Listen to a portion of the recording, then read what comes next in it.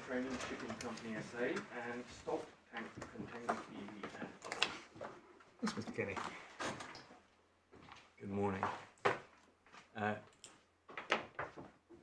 lords, my lady, as you know, I'm Mr. Kenny and I appear for the appellant. Mr. Smith appears for the respondent, leading Mr. Walsh. I have Mr. Hain behind me. Yes. My lords, my lady, this, as you've gathered, is an appeal about the construction of Article 2.1 of the 1976 Limitation Convention, and in particular how the court is to apply three provisions of Article 2.1, 2.1e, F and A.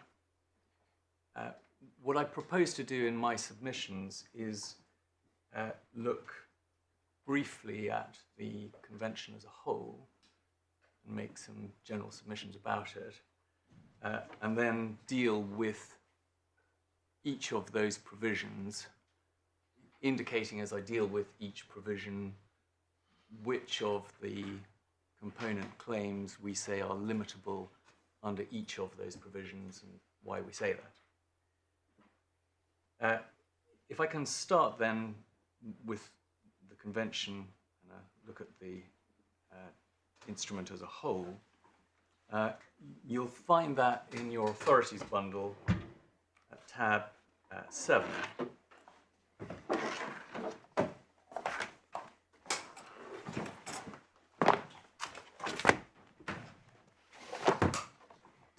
And though in the course of argument later in the day about insiders and outsiders, we may go to other provisions. For now, I just want to start by looking at Articles 1 and 2. The critical provisions that one has to keep in mind are Article 1.1, ship owners and salvors, as hereinafter defined, may limit their liability in accordance with the rules of this convention for claims set out in Article 2.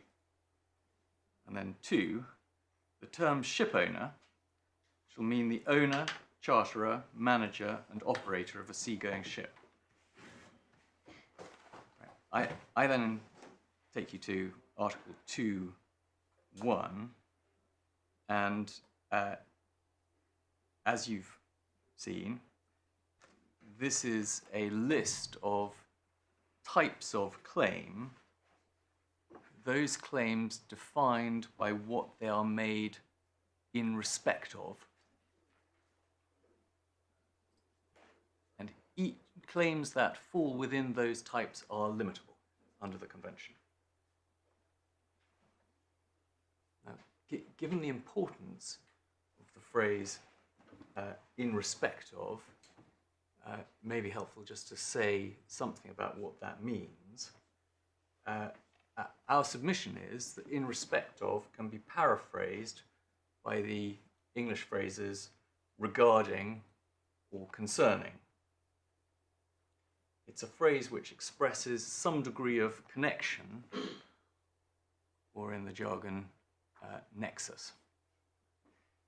The English term, as the judge recorded in his judgment at paragraph 35, is replaced in the French version of the instrument by the French word pour, which we suggest is translated literally as for, and by Spanish and Russian phrases,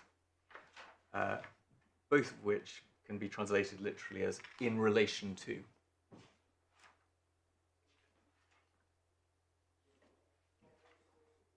The idea of a claim being in respect of a particular kind of loss is an essential building block of analysis you'll have to perform of how Article 2.1 applies, because the conundrum that we all confront in this case is, how do you apply Article 2.1 when a claim could be characterized as being both in respect of one of the kinds of loss identified in 2.1 E or F, and also in respect of damage to the ship? What is the correct approach to characterizing such a claim for the purposes of applying Article 2.1, when the exercise of characterization can start with two alternative characterizations, one which on the face of things would bring the claim within Article 2.1 and one which would not? And we'll say that the approach that you need to take depends in part, depends as we go through, on the way in which the way in which that conundrum arises in relation first to 2.1E, then to 2.1F, and then finally to 2.1A. And I'll expand that. If I've understood your skeleton correctly, you accept that you, in those circumstances, have to characterize the claim as one or the other.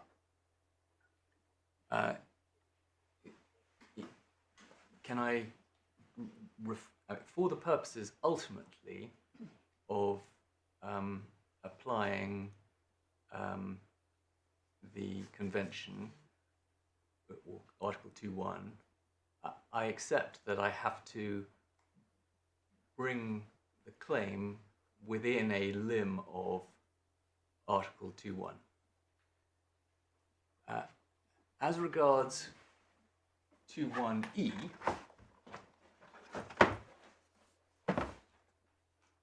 our essential submission is it's simply not relevant to the application of 2.1E to ask whether the claim could be characterized as a claim in respect of damage to the ship.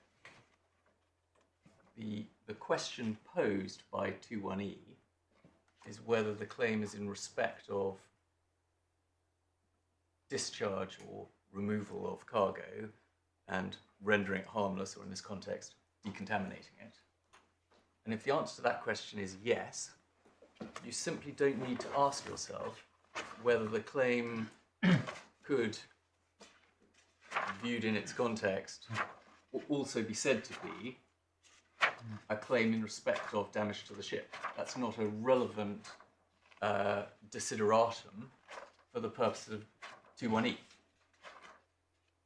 As regards 2.1A, I was looking at, in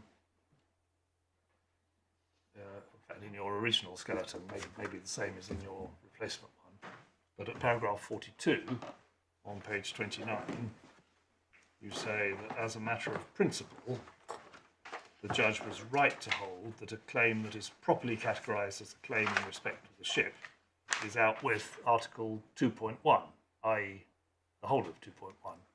Have I missed the point of that?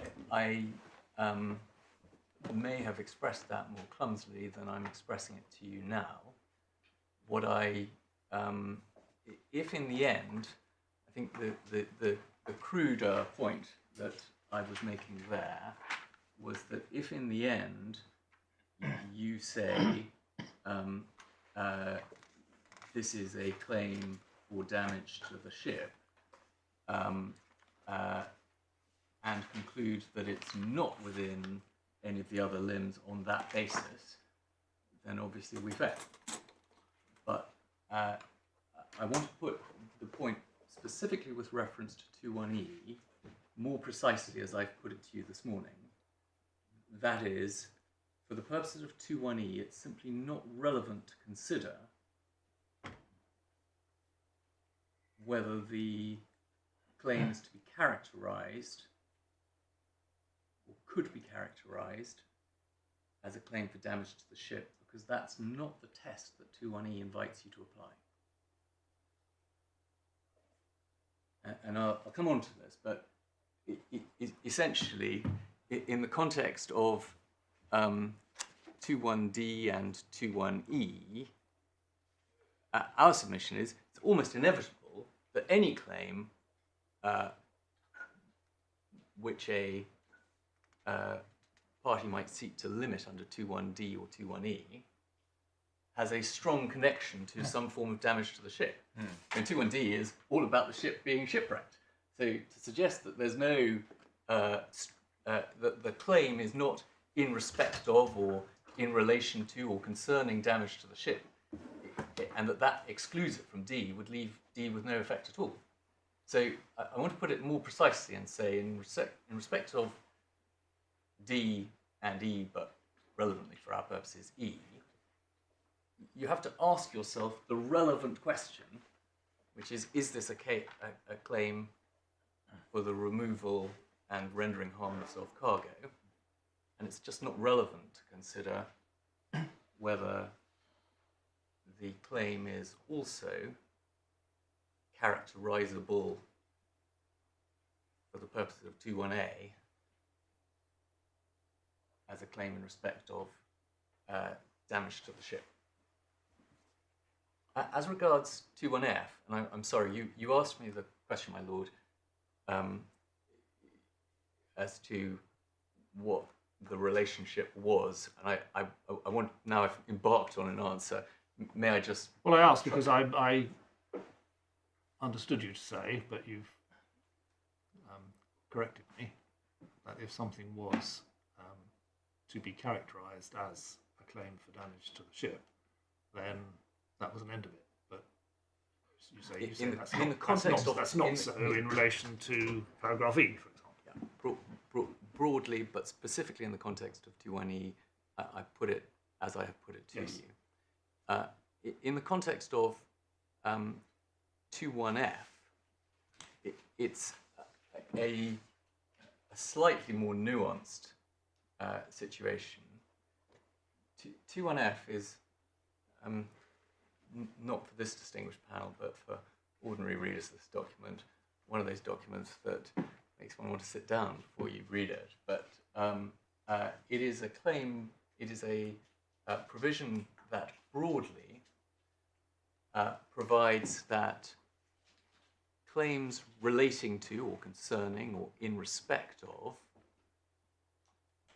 measures taken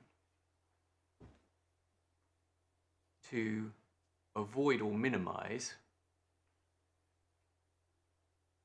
loss which, if it occurred, would be limitable,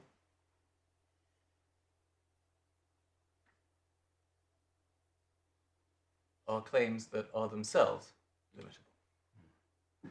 So it's a parasitic provision. You ask yourself first, would the loss that is being avoided, if it eventuated, be limitable? And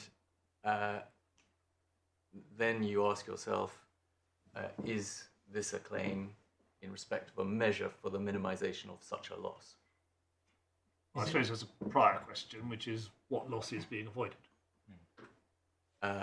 Yes, but I fully accept that. I think I meant to wrap that up into my first stage. The reason, therefore, I say that the question is one which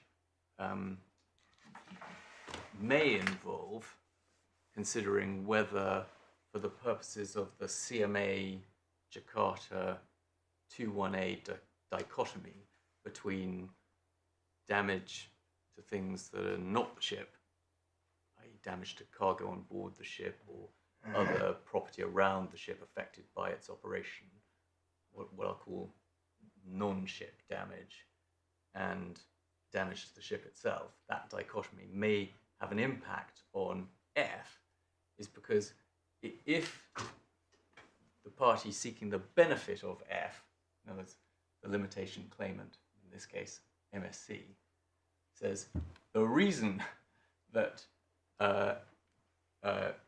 your claim is limitable under F is because the damage, if it eventuated, would be damage to cargo or the consequence of damage to cargo.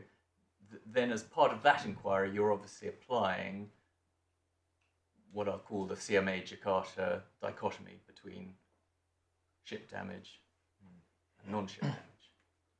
Obviously, if the limitation claimant, MSC in this case, says under F,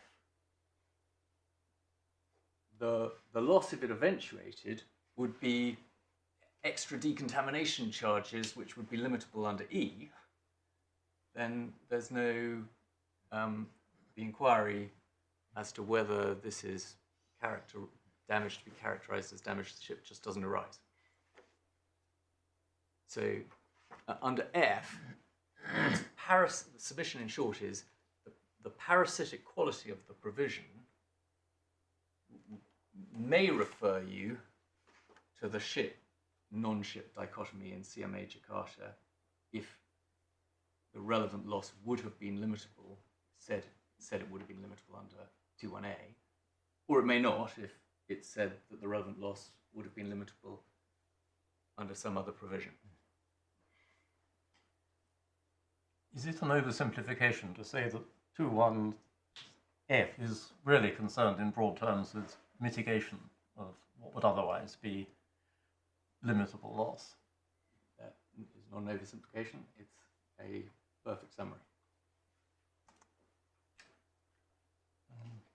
I mean, there is I think some of the difficulty in the language for people who are not absolutely swimming in this stuff is the use of the phrase "the person liable" and the anxious qualification about contracts.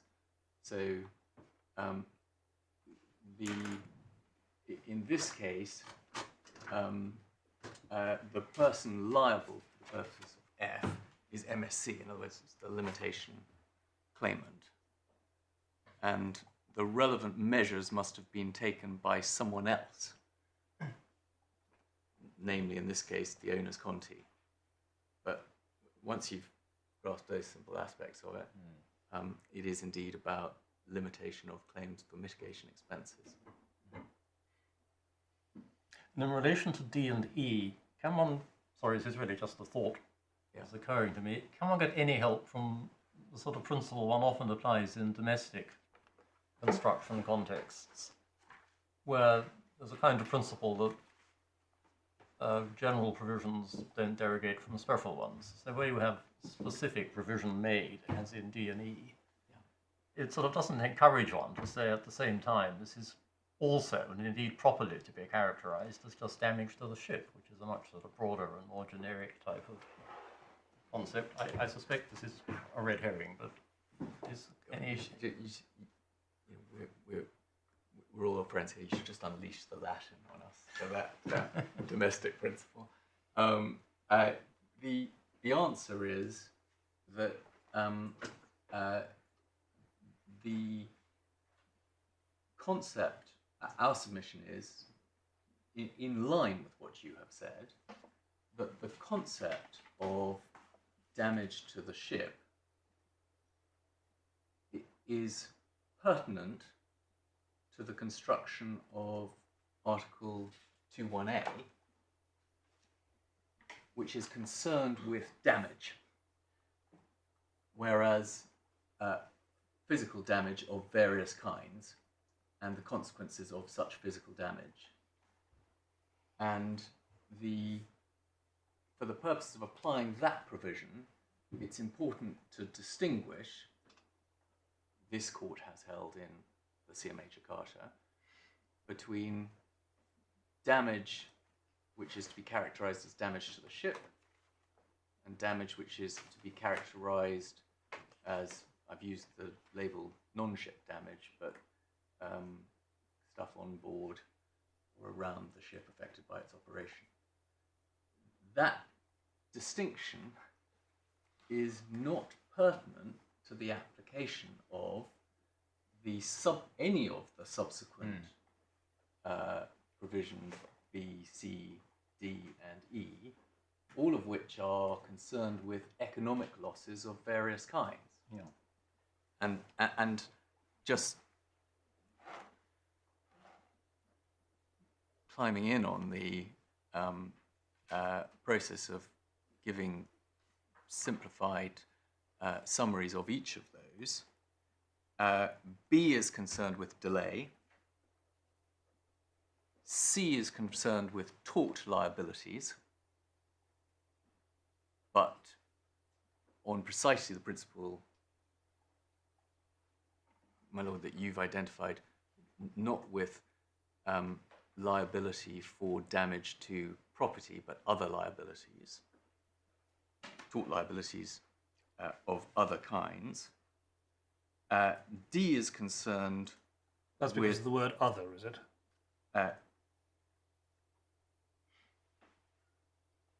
Exactly. D is concerned with economic losses resulting from raising, destroying, making harmless a ship which has sunk. And for a point that we're going to come on to, where the judge refers to the travaux, while I've got you looking at D, can you just note that what it says is, including anything that is or has been on board such ship. Right? And that does have a bearing on what the judge subsequently held with respect to the scope of E.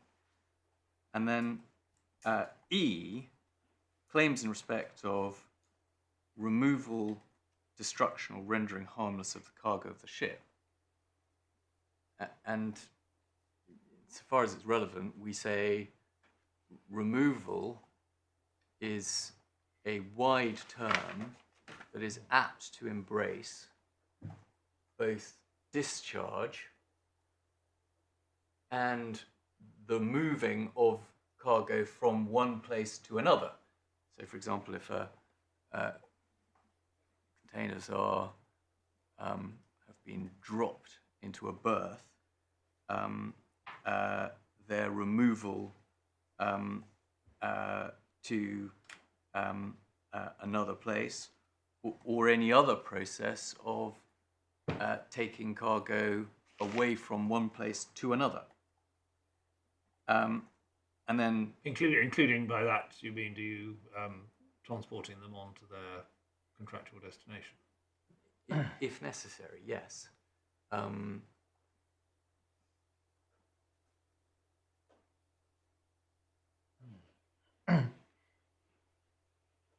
And the primary focus of removal is surely just on removing it from its location on the ship, isn't it? And then that can be done in various ways. It can be done in the context of normal berthing and unloading, or as part of a salvage operation, or as, well, I mean, the possibilities are endless. Yes. But removal means, sorry. But the simple point that I'm making is simply that the word removal is wider than, but embraces discharge.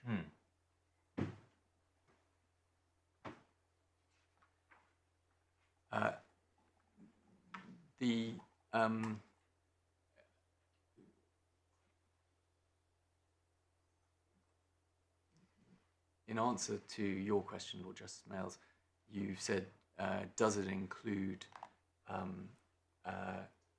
sending on to another destination? The only case in which we are aware, the only case of which we are aware in which transshipment costs have been considered for the purposes of the application of Article 2.1 is the Braden Merchant. And in that case, following a casualty, claims were made by the charterers against the owner for transshipment costs, and the judge held that those claims were limitable as cargo damage or the consequences of cargo damage under 21A. So the answer is, it is right to say that transshipment costs could be limitable within the scheme of Article 2.1. I haven't applied detailed thought to the end point of the point at which removal within 2.1e becomes transshipment, which is well, it may not arise in this case. I don't know, but No, if it doesn't, perhaps we don't need to bother too much about it. I can see that transshipment costs of damaged cargo would potentially quite easily come within 2.1a. Not so sure about transshipment costs of sound cargo, if that was needed, but the transshipment costs themselves would seem to come within E, but on-carriage costs seems a bit of a stretch to me. The question doesn't arise in this case. In fact, just to leave you with a sort of uncomfortable sense of complexity, I think the answer is that the relevant cargo that was transshipped in the Braden Merchant was sound, and perhaps the analysis flowed from the judge's conclusion that having been salved and having been subject to a salvor's lien, there was an impairment in the value of the cargo. Yes, possibly. But that, I mean, that. All right. That, well, if we don't need to go there, then, we've got plenty needn't to be do. the major point of my submissions this morning. All right. Well, we've got quite enough to do. Okay, that is all that I want to say, or to look at with you, with reference to the terms of the convention. But may I just make a couple of points about the approach to the construction of the convention? Can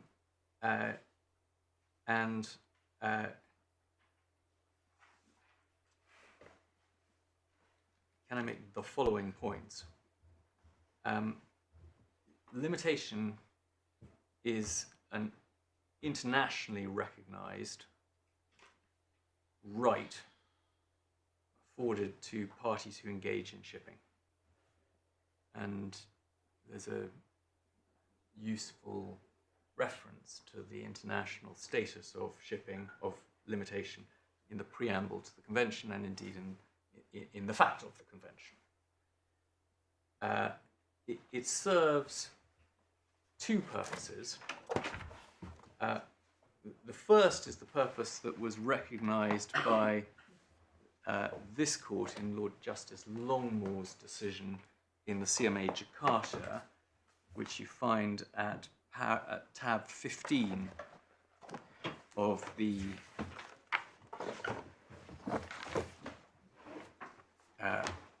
authorities bundle, and the relevant point is the point that he makes at paragraph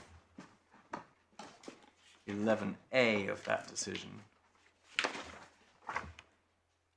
which is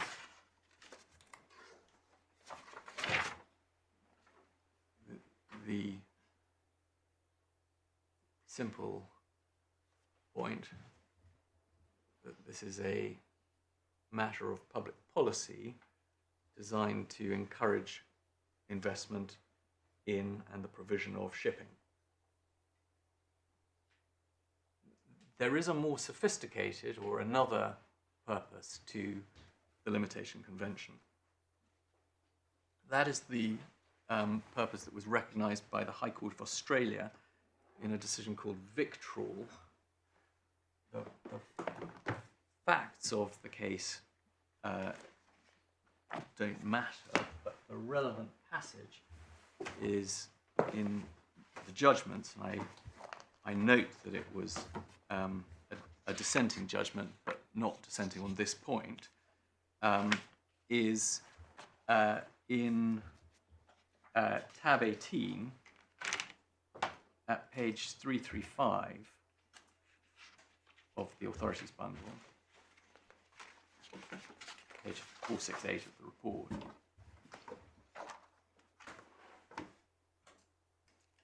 And the relevant passage is in the, as the red line indicates, in the first paragraph. And really if you just read from the... Sorry, which page did you say? So page 335 of the bundle. I don't have red lines. Well, that's a very serious breach of the... I'm just nervously looking to see who signed the front of this. My copy has red lines. Well, lucky you. All right, which passage is red lined? Okay, the red line is against the first paragraph, and the bit that we ask you to read is the sentence that starts, "The purpose of these conventions." Equitable distribution among claimants. Exactly. Yep. And put shortly, the limitation convention works analogously to an insolvency. It provides a fund against which claimants can bring claims, and that is for the benefit of claimants as well as creditors, as well as debtors, because the claimants are not at risk by tardy action in losing their claim altogether. There is an orderly process of submitting and distribution of a fund. And the judge footnotes at, do you see there's a footnote 6 to Miller, the International Law Association report. And because of the incredible importance of this case, we have gone to the library to get hold of that document. And I will give you a copy, if I may, and ask you to put it into the authorities bundle behind.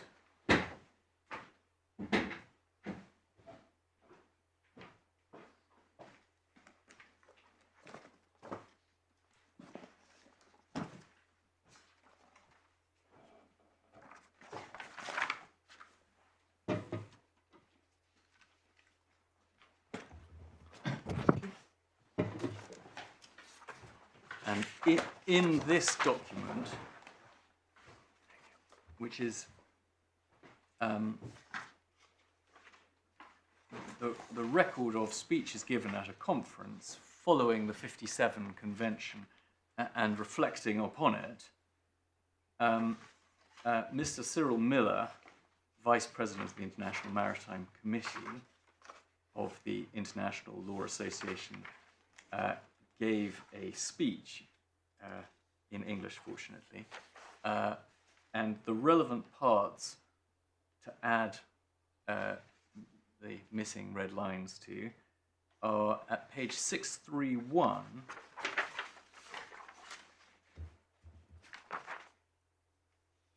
where he poses the rhetorical question 3/4 of the way down the page.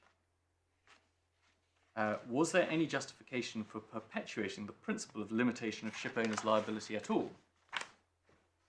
And then over the page at 632, the answer is at just below halfway down the page, at numbered paragraph number 1, which begins, yes, the principle of limitation should be maintained. And we just invite you to read that first paragraph, which articulates perhaps rather more clearly and simply the point made by Justice Brennan in the passage we've already looked at.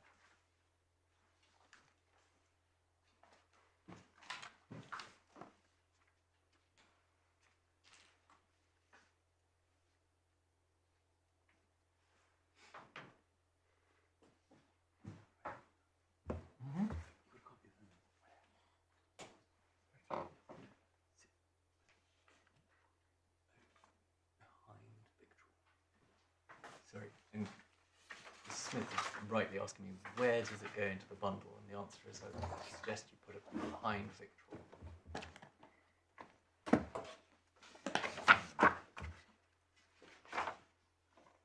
Right.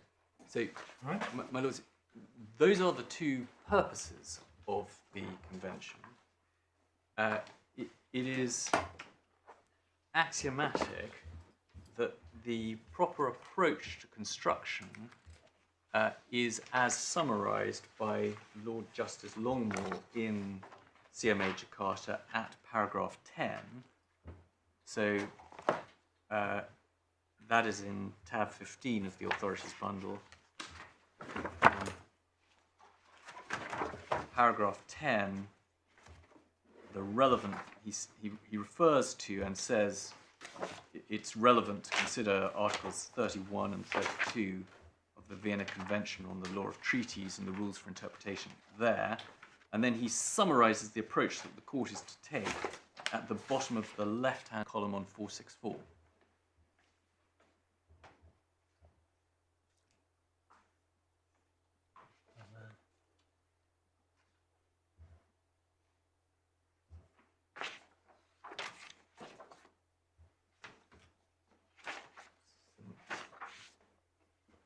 It's page 270 of the authorities bundle.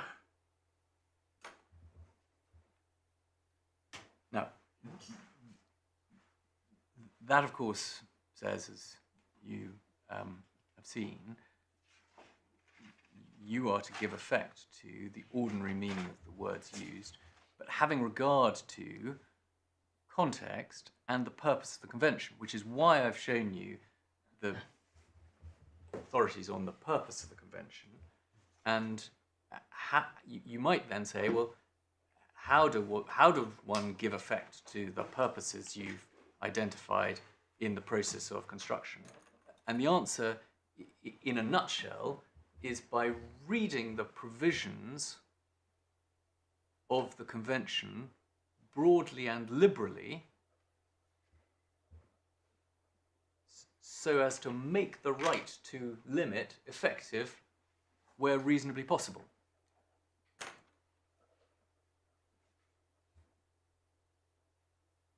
And for that closing of the circle, I'll just show you two passages. One is back in Victual. If one looks at page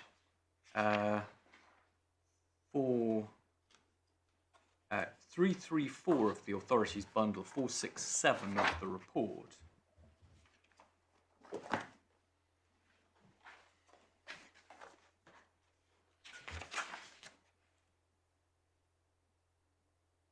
And in particular, pick up the quote at the bottom of the page, which starts with a comment by the judge.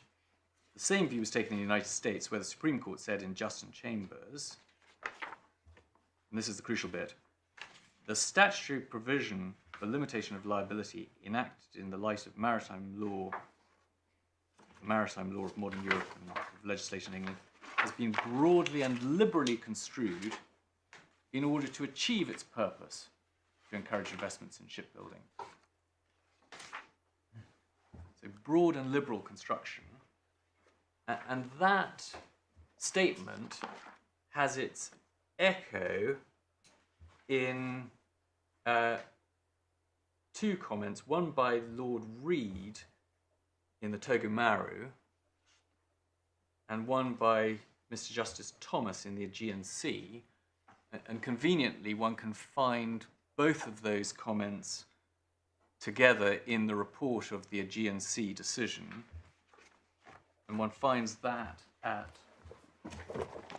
tab 13, at page 230.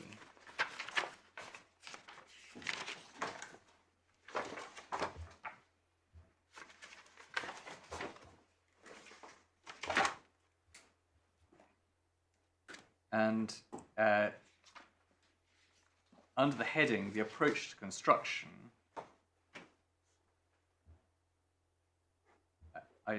perhaps just invites you to read as far as the heading in column 2, policy.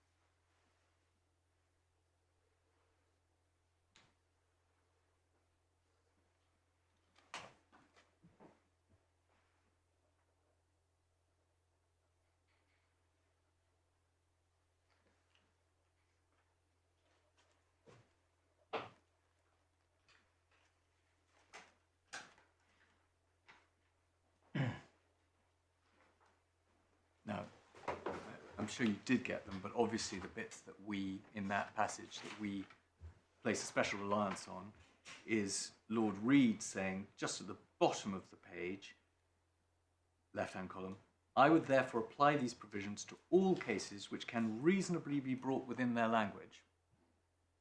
And then over the page, Mr. Justice Thomas saying that I ought to apply the provisions of the Convention, if possible, to all cases which can reasonably be brought within the language of the Convention. And that's looking really at the first of the two purposes which you identify. It doesn't say anything about the second. That is justified by reference to that, but insofar as the first of the two purposes is the more obvious and more discussed justification for an instrument of public policy, the real reason for giving effect to it is because it's an instrument of public policy. Now, you might say, that, rather in the way that Mr. Miller did, this instrument of public policy we now perceive to have some other advantage. But what the law is doing is giving effect to a statute which gives effect to an international treaty, which represents the policy of the nations that adopt it. So the simple answer to your question is yes, he is explaining it in those terms, but you might equally say the reason for reading the Convention in a way that brings all cases which can reasonably be brought within their language, within the language, is because that is the court faithfully giving effect to the policy of Parliament. Well, I ask because Mr. Smith may say that the second policy pulls in the other direction. See, for example, Justice Thomas's discussion of Articles 9 to 11, and he argues, I think, that the idea of a fund for the benefit of claimants means claimants who are outsiders, in the judge's terminology. And I mean, the answer is no doubt you are expecting me to say is that presupposes that the fund, that a claim for the cost of putting up the fund is not an unlimitable claim as the judge held. I mean, there's a very simple the insiders outsiders argument all depends on the submission that an owner who might have a claim against a charterer for the for breach of charter in shipping a dangerous cargo might, in order to defend his position vis-a-vis cargo claimants, put up a fund, put up a limitation fund, and might then find that when he seeks to sue the charterer for shipping dangerous cargo, that the charterer says, oh, I direct you to your own fund. You go and pay yourself out of the monies that you yourself have provided. But the judge said, well, that doesn't happen. And indeed, that doesn't happen in practice, because the owner on that hypothetical brings a claim against the charterer saying, loss item number one, I've had to put up a $10 million fund, and I want to be reimbursed for that cost. And nobody is suggesting, and the judge specifically holds that it is not the case, that the charterer would in that instance be able to say, but your claim against me for the cost of putting up the fund is itself limitable. It's not. So the fundamental answer to all of this is claims between parties who benefit for the fund for the cost of putting up the fund are not limitable funds, not limitable claims. And therefore there's no question of a party having to pay itself out of its own fund. Right. So if I'm right or wrong about that submission, I'll come on to make it in more detail. But if you assume that I'm right to say that the innocent ship owner never has to meet the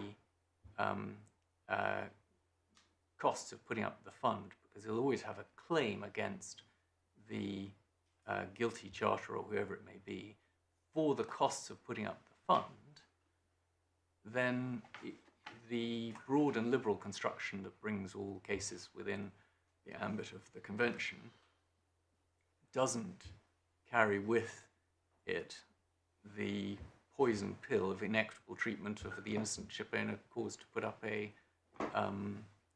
fund. Okay, so in short summary, we've looked at the terms of the convention, and I have made the submission that in giving the convention its ordinary meaning, informed by the purpose of the convention, you should read the provisions of the convention broadly and liberally, and bring all cases that reasonably can be brought within the wording. Do you, sorry, just a small follow-on point, do you also say that the same principles apply not just to the construction of the convention itself, but also to the characterization of a claim for the purposes of deciding whether it falls within one of the provisions of 1A or not? I do say that. Whether I say that that proposition is embraced by the proposition that the convention must be read broadly and liberally, or whether it's strictly analytically a separate proposition is a debatable point. I mean, this is the classic. Yes, that's why I was asking you. But I mean, one sees from Lord Justice Longmore's judgment in CMA Jakarta, I mean, he says this is the kind of everyday exercise that admiralty lawyers and so on are very familiar with, which I have no doubt is true, but not enormous help to those who don't practice daily in that part of the field. Frightfully easy for the commercial men, but horribly difficult when you actually sit down to do it. Yeah. I mean, the answer is that characterization for the purposes of applying a statutory, or it may be a contractual category, it is the exercise that is classically described as a mixed question of fact and law, where you are simultaneously determining the ambit of the words used in the relevant provision and the nature of the facts to which that provision is being applied. And therefore, my submission in answer to your question would be, it's actually a construction exercise the whole way through, although it may be a construction exercise that's carried on simultaneously with an exercise in fact-finding. it's a mixed question of fact and law. Yes, thank you. Right. So I said I'd start with some general comments about the convention and then move on to the specific provisions of the convention with which this appeal is concerned. And I'm going to deal with Articles 2, 1, E, F, and A in that order. So, starting with 2.1e, if you have the convention open at page 100 of the authorities Bible, 2.1e covers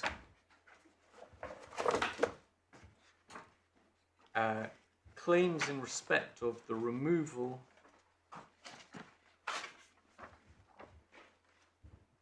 destruction, or the rendering harmless of the cargo of the ship.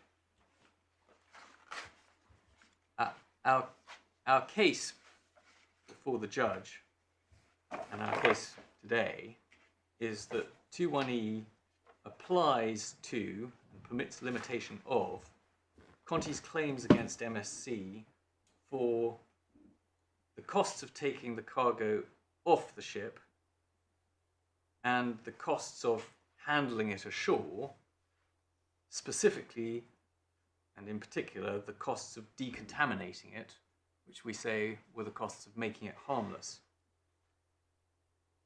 Those costs total about $37 million, and the nature of the relevant costs, the I mean, summary some of the figures we've costs. got are given in dollars and some in euros.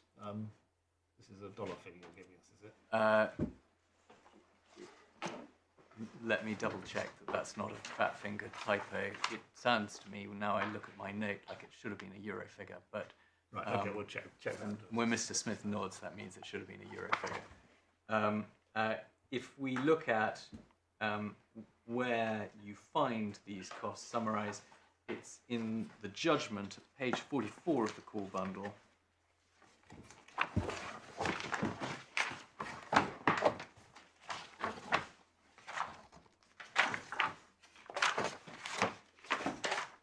And it's paragraphs 12 to 14a.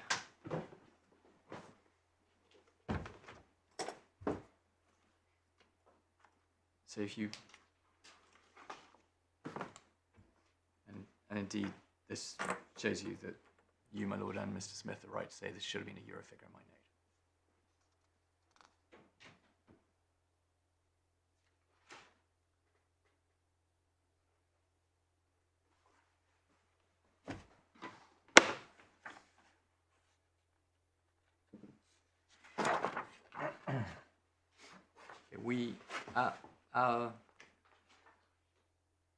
Our submission that these costs, as summarized in 12 to 14a at page 44 of the core bundle, are limitable costs for the purposes of applying 2.1e, it is consistent with the only decision on the application of 2.1e, the only reported decision of which we're aware, which is Mr. Justice Thomas's decision in the Aegean Sea, and you find that at tab 13 of the authorities bundle, at page 236.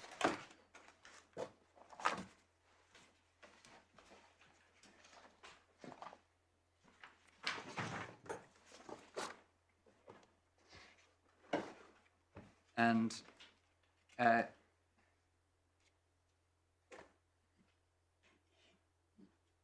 as you recall, this is a case in which a tanker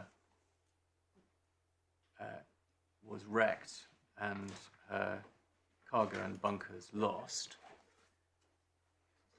The effect of the shipwreck was that a very large area of the Spanish coast was affected by pollution, and claims were made against the owners in respect of the losses suffered by all kinds of people, including the local authorities and the operators of businesses in the area. And at 236, starting at the bottom of the left-hand column, the judge is considering, and this is all obiter because he's going to conclude, or he has concluded, that the charterers can't limit against the owner's claims because he wants to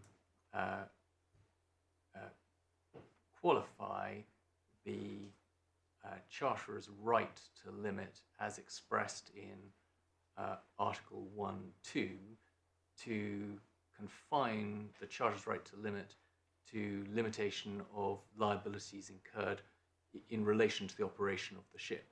And it's that point that's then subsequently reversed by the Court of Appeal in the CMA Jakarta.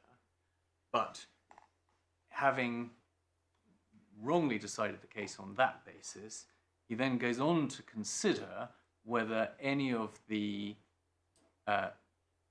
claims that are made by the owners against the charterers would have been limitable under Article 2.1.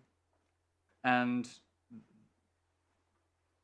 at this point in the decision, he is considering recourse claims by the owners who've been against whom claims have been made, who then bring a claim over against the charterers. And the relevant part is at the bottom of the second column, where he says the claims for pollution caused by the bunkers and the claims for the pollution caused by the cargo would also fall within Article 1D and E respectively, insofar as they related to cleanup or pollution prevention costs.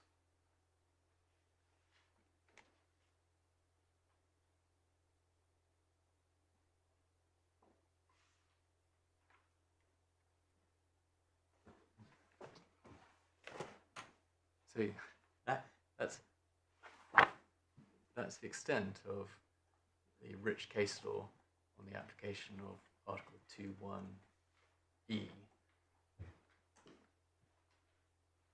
So why does he say that in relation to E?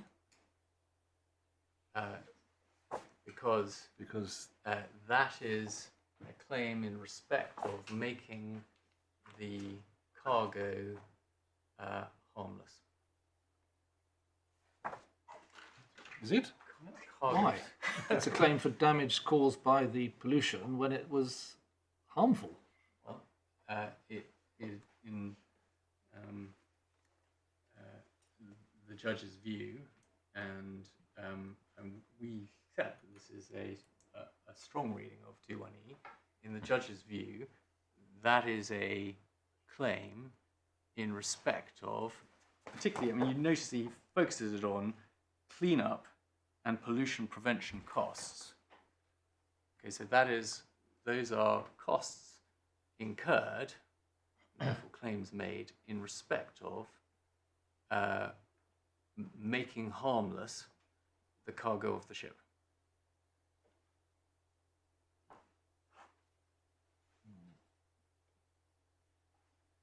Okay, so you're right to say it's not a claim in respect of lost business for the seafood restaurants of the bay.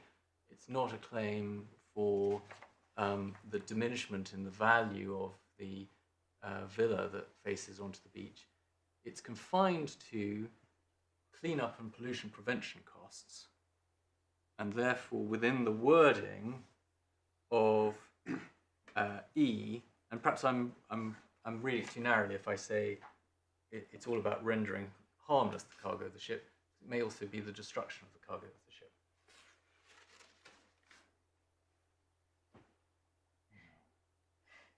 Anyway, that is, as we say, the one case in which 2.1e has been applied, and we say that our submission in this case is consistent with that decision, and indeed you might say is a much more obvious case for the application of 2.1e than this would have been. All right, against our submission that 2.1e applies to the costs of discharging and cleaning up the cargo at Wilhelmshaven, there are essentially 4 points.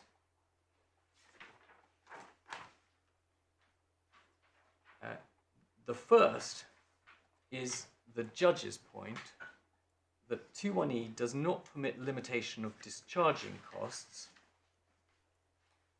incurred by a party involved in the operation of the ship.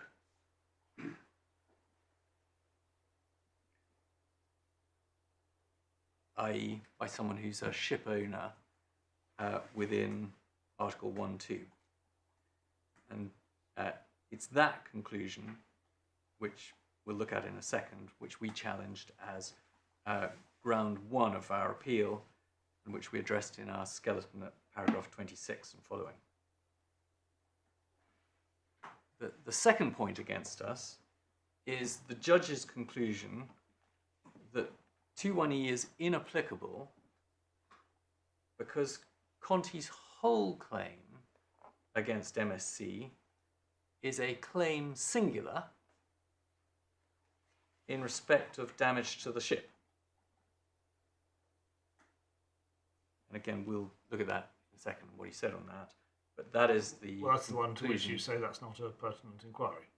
That's the submission you've already foreshadowed, isn't it? That is ground 3 of our appeal. So there's a debate which you may have to resolve about whether the judge ever said the thing we said he said. I mean, Mr. Smith said, Mr. Kenny, I can save you some time. Don't bother with this point because it's not a point against you that the judge made. I mean, you'll look at it. I'm not going to labour it in view of the fact that Mr. Smith says that the judge didn't say this, but our reading of the decision, and in case it's your reading of it too, I'll make some submissions about it, but our reading of the judgment was that what the judge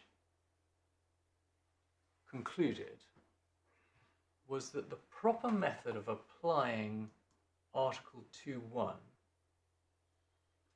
is not to consider loss by loss or head of loss by head of loss, whether each loss comes within one or more of the limbs of Article 2.1, but rather to make a holistic assessment of the claim and to say this claim in toto is a claim for damage to the ship, which is what the judge concluded it was. And then, having made that conclusion, he went on to say, having concluded that, it's impermissible to look at the component claims, which is what Mr. Kenny is inviting me to do, to look at the component claims and see whether any of those component claims satisfy the requirements of any of the limbs of Article 2.1. And I'll show you the passage that which he either did or didn't say this, but before our eyes were opened by Mr. Smith, denying that the judge had ever said this, the way we put the ground of appeal, which you find in the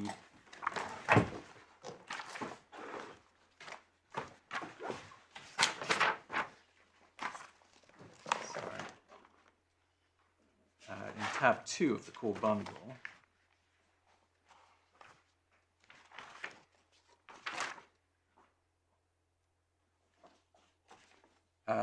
Our third ground of appeal, so page 15 of the core bundle, was the judge erred in holding that the appellant's liability to the respondent under an arbitral award was a single claim in respect of damage to the vessel, as opposed to a group of claims, some of which were in respect of damage to the vessel and some of which were not. And that's just a question of, well, first of all, reading the judgment and determining what it is that the judge actually concluded on that point. And then secondly, if you concluded that our impression had been correct, that that's what the judge said, to decide whether the judge is right to embark on an overall assessment of the character of the claim rather than a head-by-head assessment. But this is the point I was asking you about earlier, and you clarified your position, because this ground of appeal implies, at any rate, that if a claim is in respect of damage to the vessel, then you lose, even if it's only a component of your overall portfolio, whereas I understood you this morning to say that a claim may be in respect of damage to the vessel, but that is irrelevant when you look at E, if it is also a claim which comes within E. Okay, so, and I entirely accept responsibility for this, but let me just take it in stages. The judge's conclusion, let's just look at it, because although I'm going to deal with this later, we might as well do it by reference to what the judge said. It's paragraph 101 and following of the judgment.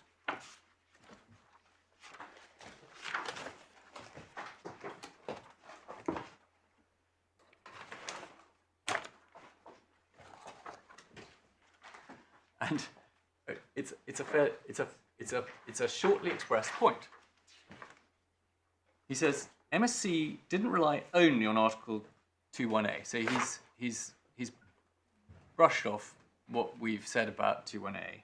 It also relied on 21E and F. In that regard, the technique deployed was to treat Conti as having made a series of claims. So that's a statement about the way in which we analysed the claims made against us. By reference to losses, MS said by MSC to be of different types and to be subject each to scrutiny against the language of Article 21E and or F. I don't regard that as an appropriate technique in the present case. Conti's claim against MSC was that a dangerous cargo had been shipped in breach of charter, resulting in massive damage to the ship. In calculating their award of damages, the arbitrators included the amounts of many items of expenditure incurred by Conti, duly scrutinised by the arbitrators to the extent that points arose on whether those amounts should be included. And there were 3,000 invoices.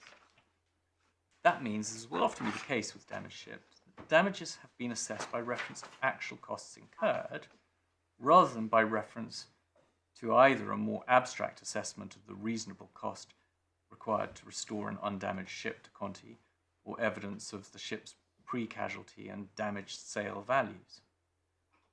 However, the nature of the exercise in law, and one might put one's pen against that, in law, I mean, does that mean the nature of the exercise for the purposes of presenting the claim in arbitration, or does it mean the nature of the exercise for the purpose of characterising the claim in these proceedings as a claim or claims which may potentially be subject to limitation under Article 2?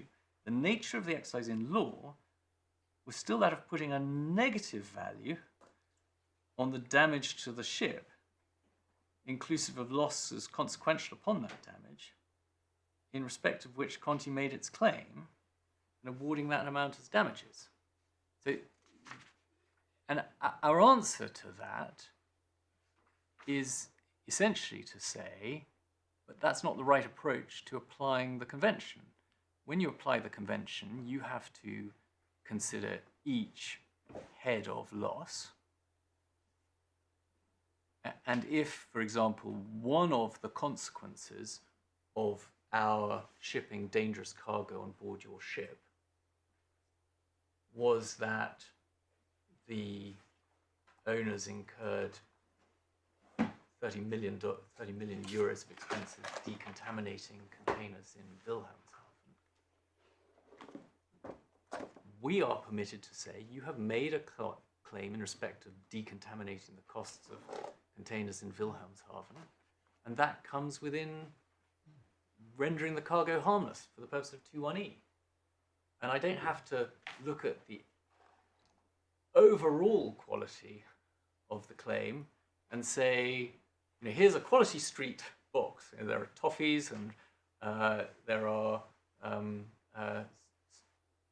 strawberry chocolates, and say, but overall I think it's a toffee. You just do it by reference to the component claims. And I mean, it's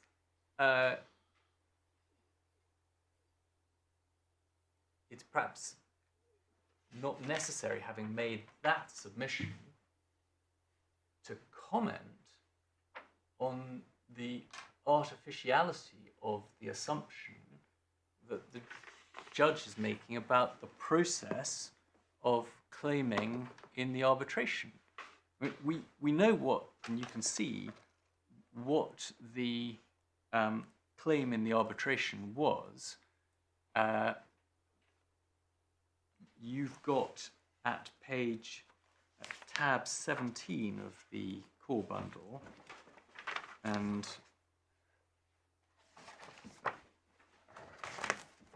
this is a real test for judicial eyesight.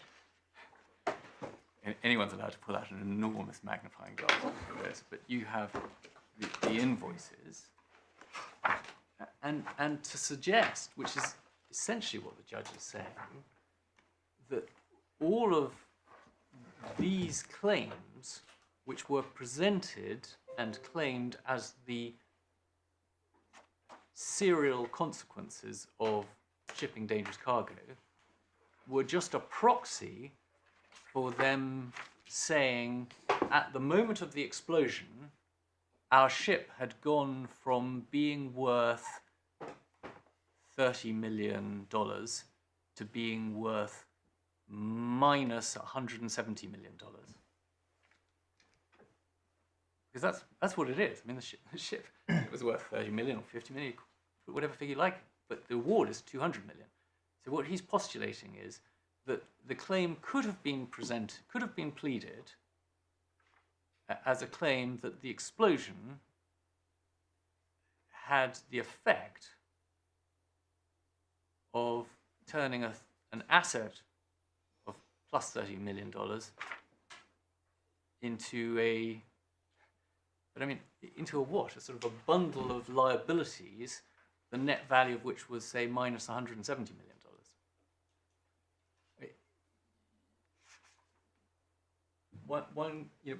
We're familiar in commercial damages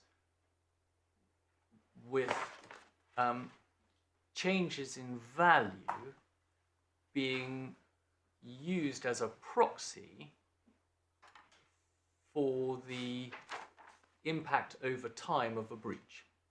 Right? That's a familiar technique of assessment of damages. You supply me with soybeans, which are off spec.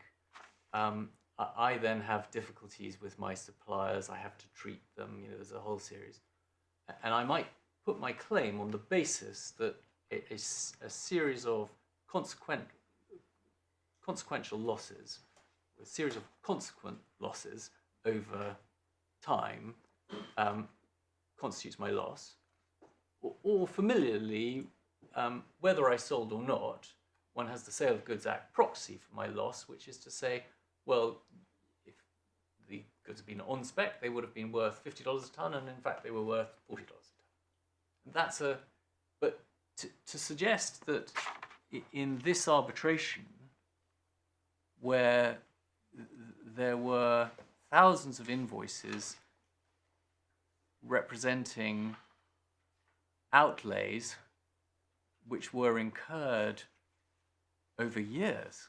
I mean, this is a period of 2 or more years during which all these was just a sort of a proxy, and that in law, the change in value was the fundamental nature of the loss. So that the loss suffered by the ship owners was the devaluation of their asset from plus 30 to minus 170. Is, in our submission, a very artificial characterization of the nature of the claim. But that's a lot of deprecation of the judge that I don't have to go in for, because my primary submission on this point is just to say that the exercise which the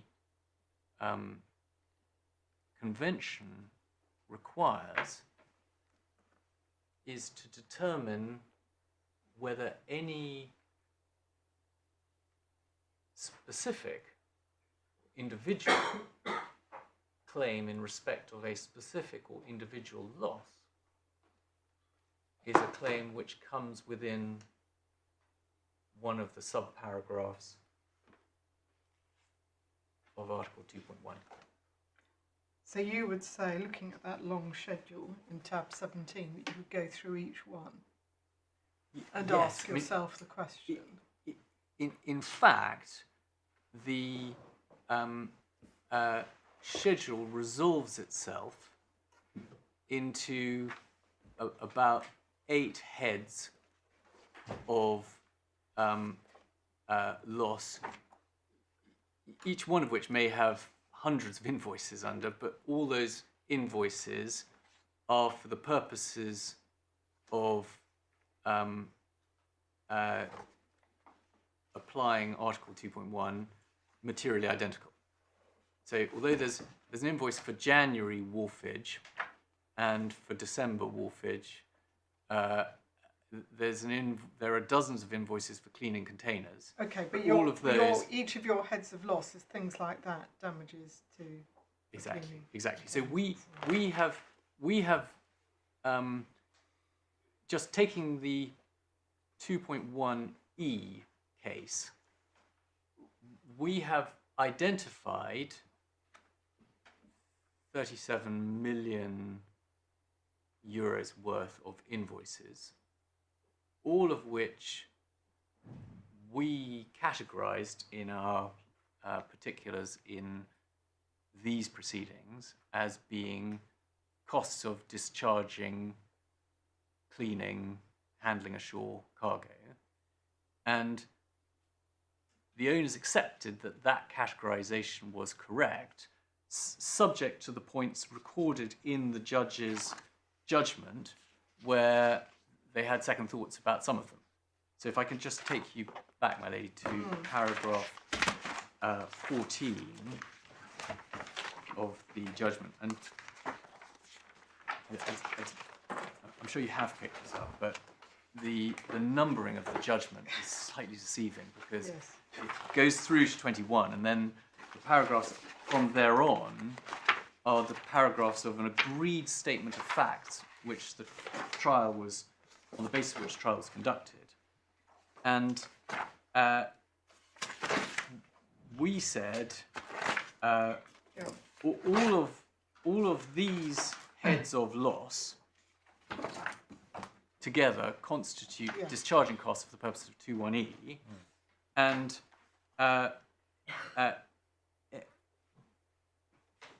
the judge then adds, but then MSC, by an amendment in June 2022, argued that 47 of those invoices were not invoices for cargo handling. And then by re-amendment, a large number of other items were also. So there's actually a tribal issue still about some of these items, but there is still a large set of invoices which constitute a head of loss, and that head of loss, we say, is the costs of discharging, cleaning and handling ashore the cargo. And all of the items within that head of loss, we say, come within 21E. And you could do it by looking at it invoice by invoice, Yes, or in fact the parties just But agree. in summary, you're looking at the end point, the loss incurred, and you're characterising the claim, if you like, for Article 2 purposes by reference to that particular loss, Exactly. type of loss. Exactly. Whereas the judge was or may have been saying, well, the reason you're making this claim is because there's been damage to the ship, and the heads of loss are not the or the types of financial loss are not the focus. He said. Exactly. Okay. Exactly. He said that, and again, I said you might pause at in law. He said that whether this was a feature of the claim made in the arbitration, or whether it's a feature of the application of the convention, a point that arises at the stage that you apply the convention, at law, the owner's, Conti's claim, was a claim for damage to the vessel, singular.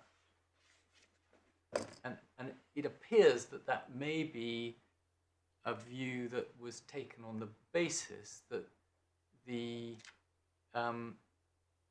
individual outlays over 2 years, some of which were to do with repairing the ship, but all sorts of other things, were a proxy for, or were just another way of expressing a loss that, inverted commas, in law, was the transformation of an asset into a net liability. I think he had in mind, may have had in mind, the idea that if you'd said to the owners on the day after the casualty, how much do you, how much will you pay me to take this off your hands? There could have been a price for that. But whether that's realistic, whether there is ever a market for a distressed asset like a flaming ship, is a question. But it's another question whether in law that's the right way to view a claim which has been presented as a series of heads of loss suffered over time. But, what the judge may have been thinking of is if you think in English law about a distinction between liability and quantum, liability for damaging the ship, then you could characterise potentially all of these outlays as relevant to quantum. I think you're saying the word claim in Article 2 is not used in the sense of the liability element. You look at the individual quantum elements. But Mele, you're absolutely right when you say one familiarly distinguishes between liability and quantum. But what was the liability here, and what had to be proven in order to establish liability? The liability was breach of charter for shipping non-permissible cargoes and undertaking to indemnify against the consequences of having shipped dangerous cargoes. And because this was a contract claim, establishing that there had been any loss at all was not a necessary component of proving liability. This isn't a tort claim where they had to prove that there was damage as a component or an ingredient of establishing liability. This was a contract claim, and they only had to prove, and the dispute was about whether there had been a breach of the relevant clauses controlling what we were putting on board the ship. And after that, all the consequences of the cargo having exploded and all the outlays was all part of quantum. The existence of loss, as well as the quantification of the loss, was an aspect of quantum. May I, because you have got the schedule, which is also give you what you haven't got, which is the particulars of claim in the arbitration. And I don't know at this stage whether you're going to say that the judge did do the thing that we say that he did, and if you think that he did do that, whether it's then relevant for you to consider how the claim was put in the arbitration. But in case it's relevant to do that, let me just give you the document.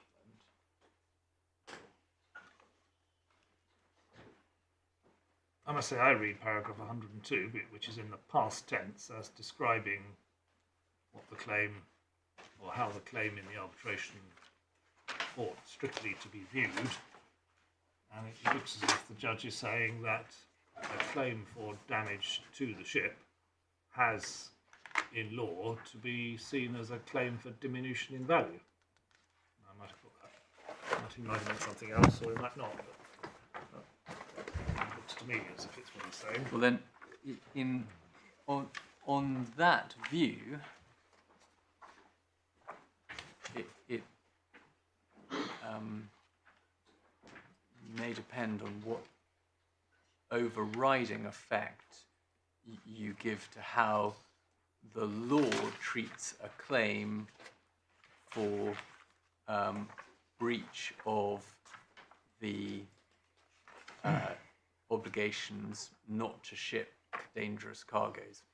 Summary. I mean, I'm slightly simplifying that because, as you'll see if you look at the claim, the breach alleged was both a breach of certain restrictions as to, so in this document, a kind of commendably short and simple pleading that one expects in a well-pleaded commercial case, the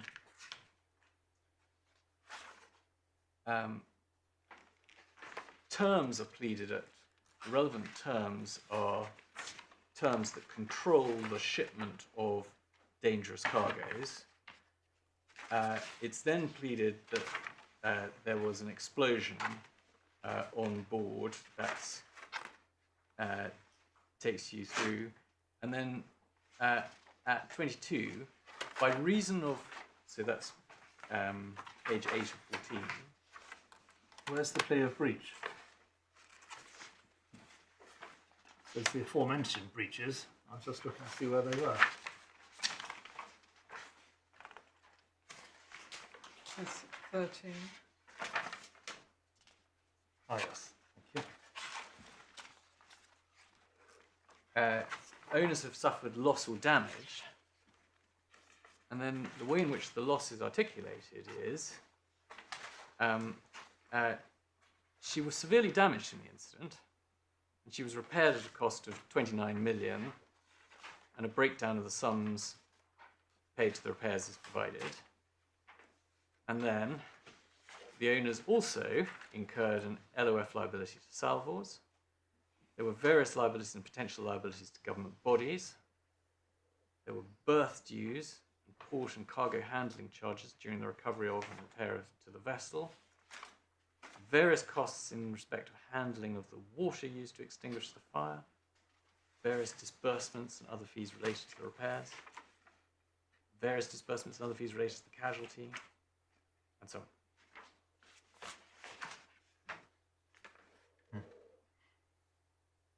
The cargo charges that we're talking about at the moment, is it clear where they fall in? Are they in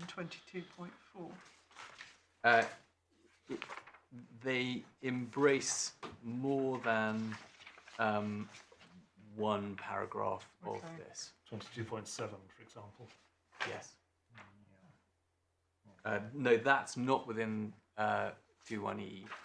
That is a loss that we claim under 21A only now.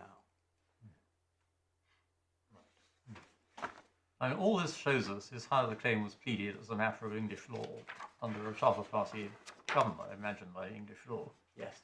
But we're dealing here with an international convention which has to apply to every type of jurisdiction across the world, whether it has a common law system, civilian system, or whatever. So, I mean, that should encourage us, shouldn't it, to look at the language of little e through that lens. And what we're looking for is simply a claim which must obviously have some legal foundation in one way or another, in respect of, and then we could hardly have simpler language, removal, destruction, or rendering harmless of the cargo. And doesn't that encourage one to look at the, at the nexus between the claim that's being made and the cargo on the ship? And if the answer is yes, that was the basis on which money is being sought by way of a remedy, well, there you are. Or if not, what's wrong with that? Why is that too simple an approach? And nothing is wrong with that. What the convention requires you to look at is whether a demand for a remedy, a claim, has been made in respect of, having a connection with, concerning losses of the relevant types, i.e. removing the cargo from the ship, making it harmless.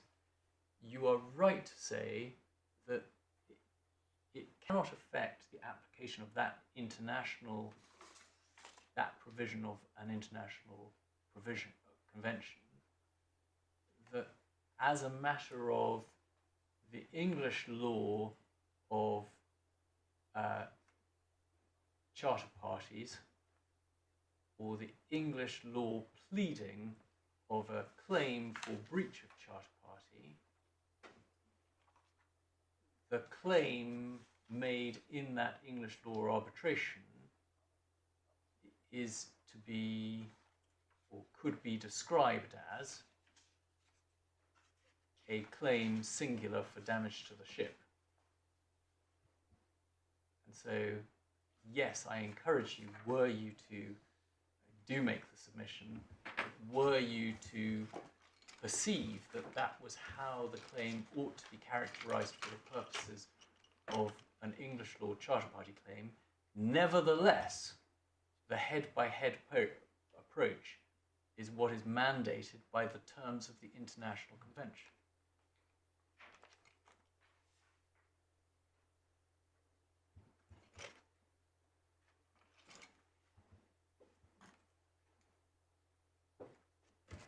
However,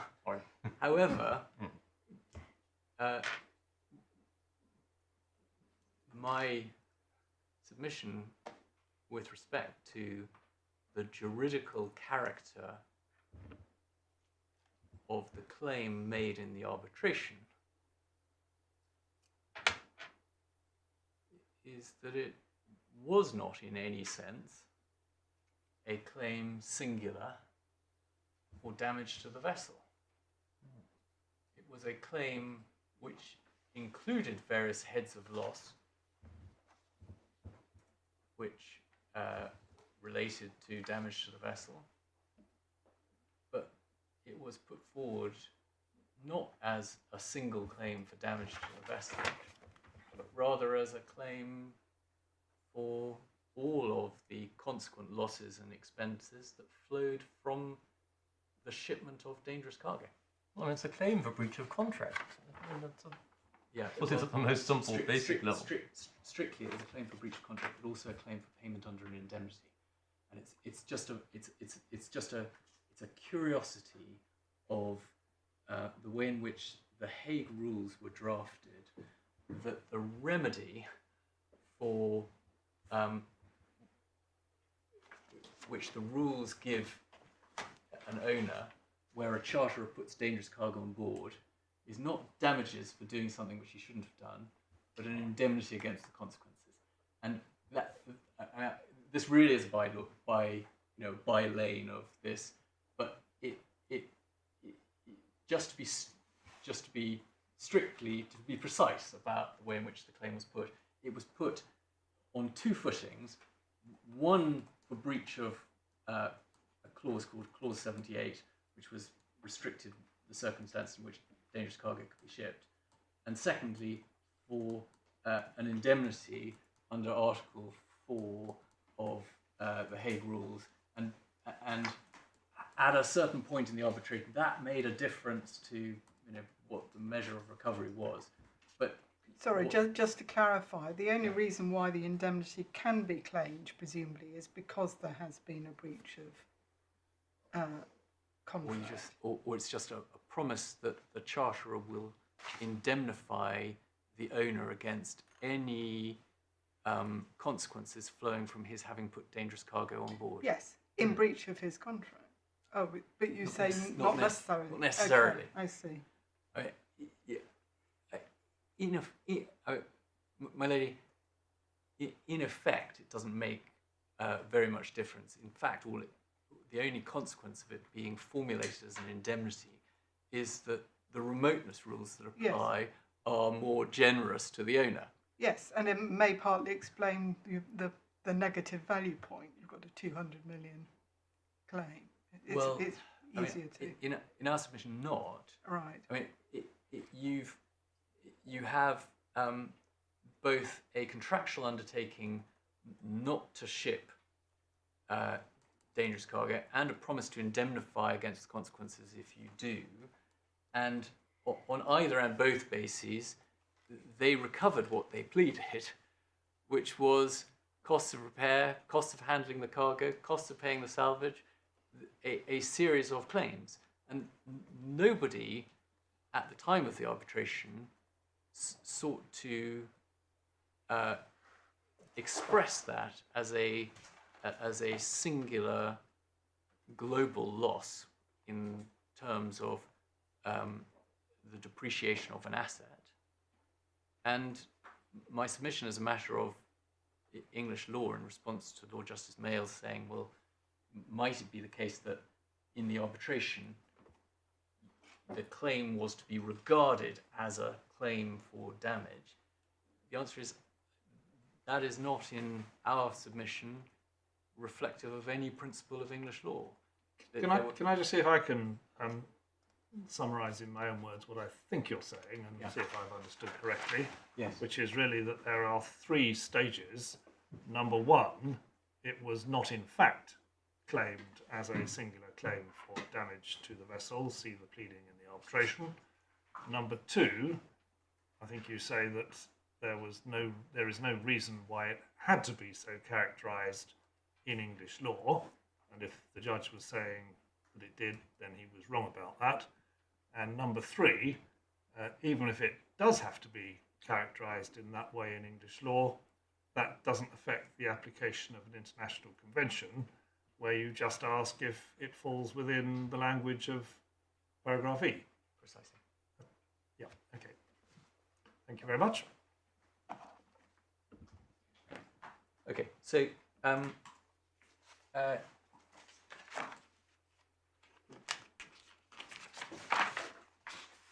the discussion we've just had was an illuminating excursion because I was summarising the points that I was going to address under 2(1)(e) and the arguments that stood against my submission. And I'd actually got as far as saying the second point against me is this point about the holistic point. And in the end, we've been sort of drawn almost into arguing. So I won't have as much to say on that when we get there. I think I'll Just before you tell us what number 3 is, you took us to the agreed facts, and that reminded me to ask. There was reference there to a decision in the can't find it now, awaiting judgment from an American court hearing in 2020, which had not materialised by the time of the judge's judgment. So, are we any wiser now? Yeah, we are.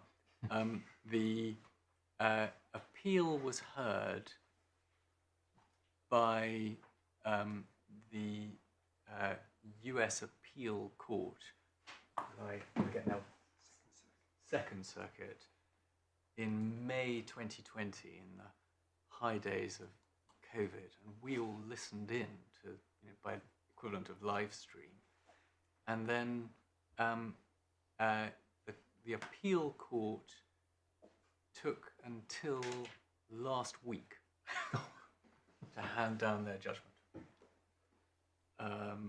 And that gives us a target. Whether they were in any way influenced by knowing that this case was coming before you and the sort of intakes of breath that might be if they hadn't handed down their judgment, in any event they got it out before.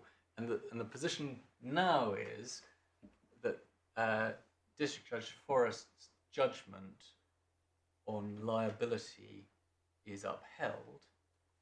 So on appeal, it remains the case that Stolt and Deltec are liable both to Conti for Conti's losses and to us to indemnify us against our losses, which will include any liability that we have to Conti. Right.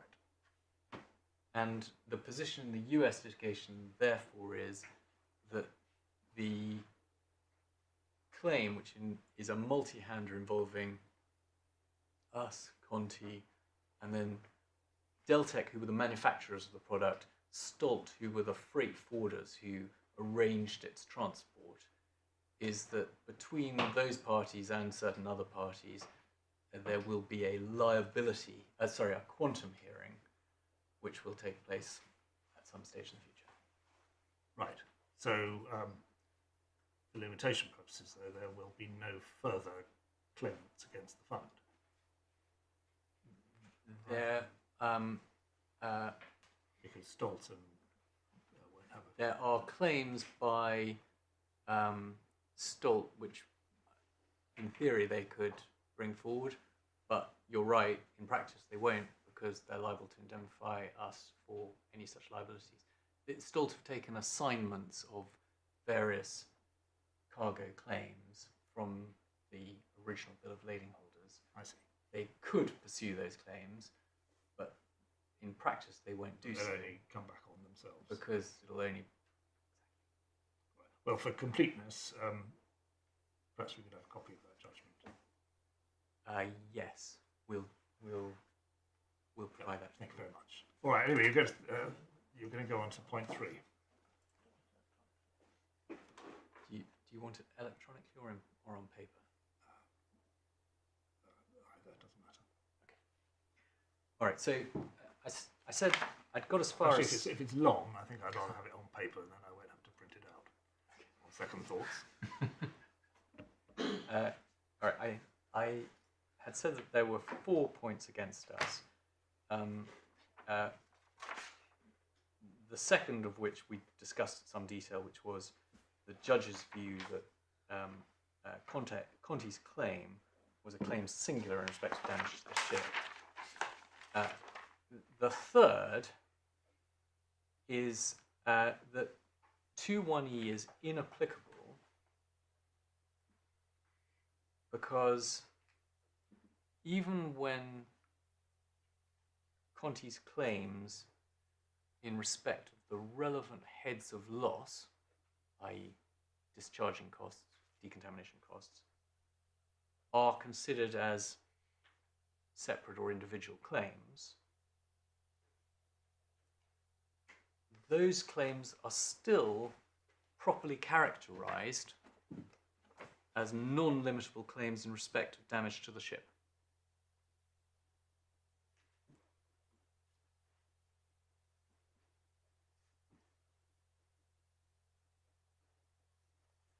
And that is the argument that Conti advanced in paragraph 60 of their skeleton argument. And it's in response to that argument that I make the point that I made this morning about 2.1e not requiring the court to consider whether it's damage to the cargo. Right, so, my lord, when you said to me, not cargo. Sorry, Not damage to the ship. Apologies.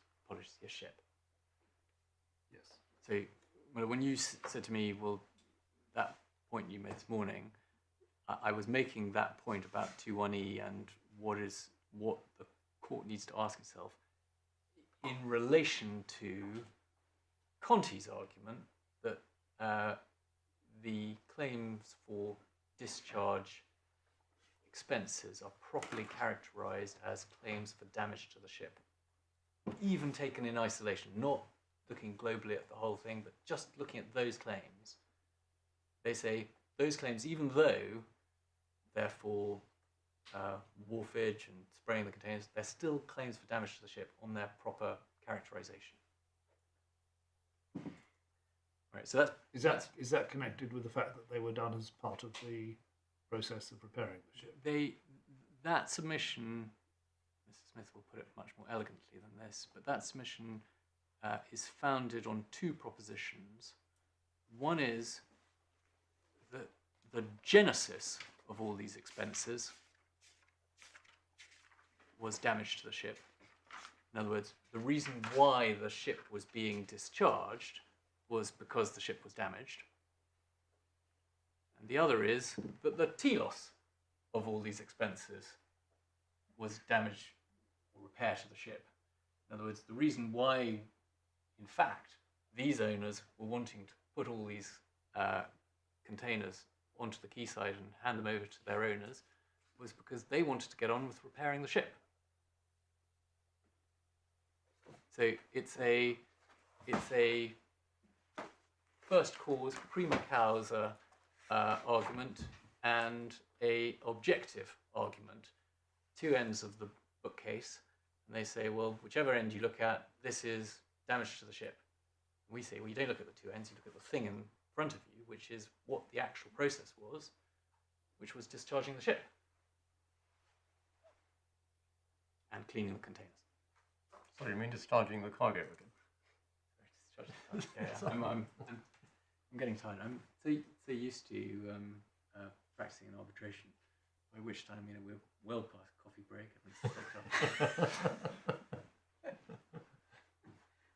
Yes. The answer is their argument is genesis and telos. This is damage to the ship, and we say don't worry about either what the original cause of this was or what it was directed to as by way of an ultimate objective. What matters is what they were actually doing. There are a lot more Latin and Greek in arbitrations, do they, Mr. Kenny? An LMA arbitrator won't let you go through a page of a notes without a couple of Greek quotations.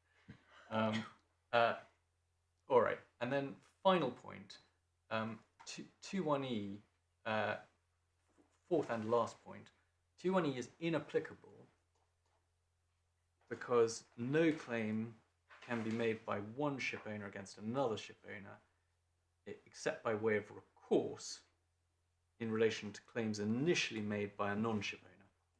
And this is the insider-outsider argument, which is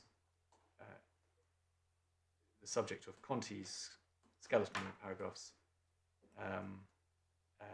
57 and 59, is where they apply it to specifically to the claim under 2.1e, but it builds on the argument that they open their skeleton with paragraph 14 and following. Okay, so I'll take each of those 4 points in turn. So point 1, does 21E allow limitation of claims in respect of cargo discharging carried out by a person involved in the operation of the ship? And it's worth just identifying precisely where the judge expresses his conclusions on this subject. The first critical paragraph is paragraph 125 of the judgment, which you find at 76 of the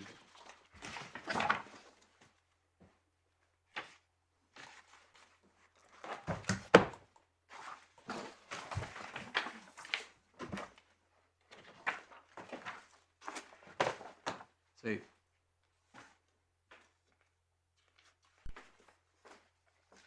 judge says,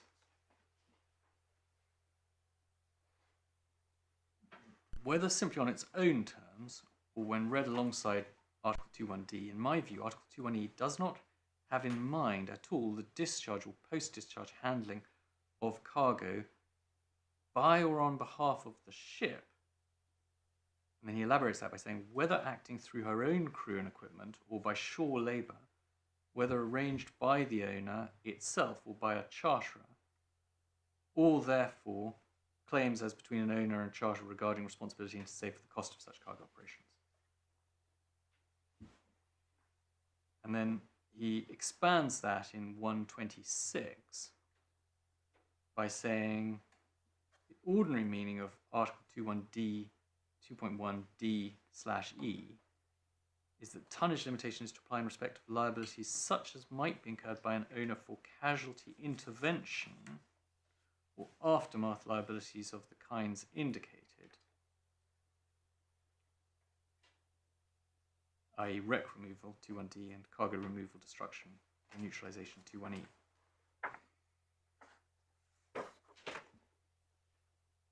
And then he restates that conclusion in slightly different language at 164 Roman 1, when he's summarizing his response to our reliance on 2.1e. And this is where the language of not involved in the operation of the ship comes. He says, so this is page 85 of the bundle. Conti's claim in respect of cargo handling costs at Wilhelmshaven would not be within 2.1e, because 2.1e concerns only claims by a party not involved in the operation of the ship for having had to deal with the cargo that needed to be removed, destroyed, or rendered harmless, and doesn't cover a claim between an owner and a time charter in respect to the cost of cargo handling undertaken pursuant to the charter.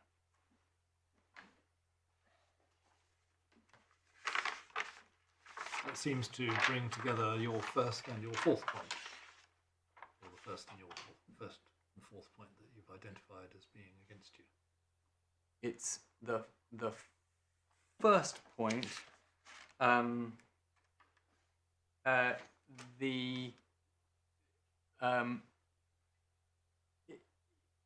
it also makes the one ship owner against another point. It carries a whiff of the fourth point, but the fourth point is a different point, which the judge has expressly rejected in the first passage we looked at.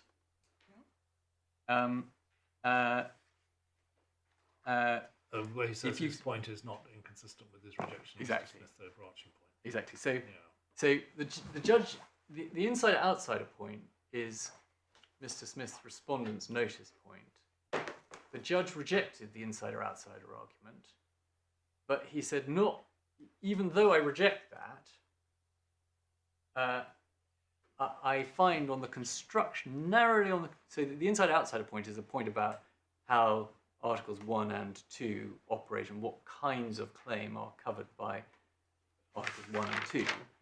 it's a high-level point, and indeed one of the points we make against it is to say, well, where do you find that in the wording? It's so high-level, it's just not articulated anywhere in Articles 1 and 2, but we say.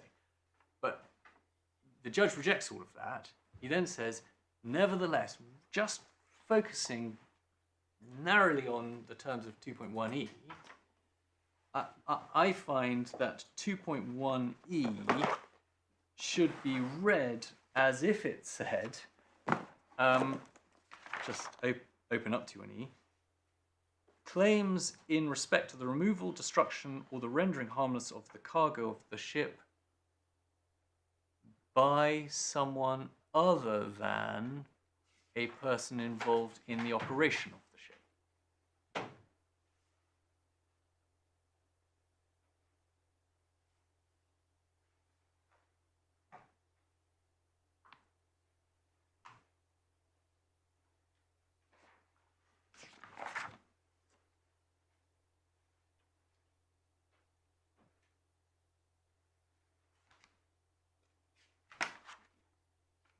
So you don't read those words into Article 2.1 as a whole, he says, the overarching point, into 2.1e. but you do into 2.1e. Is that Exactly. what he's saying? Exactly. He says the kind of claim that the words claims in respect of removal, destruction, or the rendering harmless of the cargo is envisaging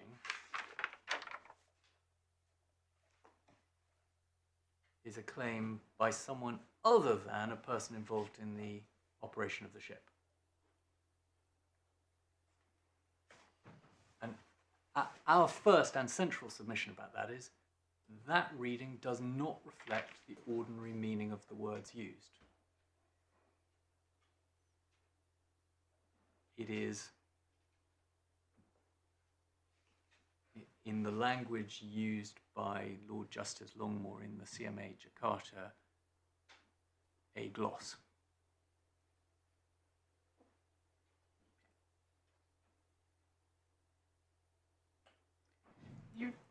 I take your point about the ordinary meaning. To what extent do you draw support from the purposes that you identified earlier in your submissions? The two purposes you identified. The two purposes flow together to inform your reading of the instrument, and they inform it by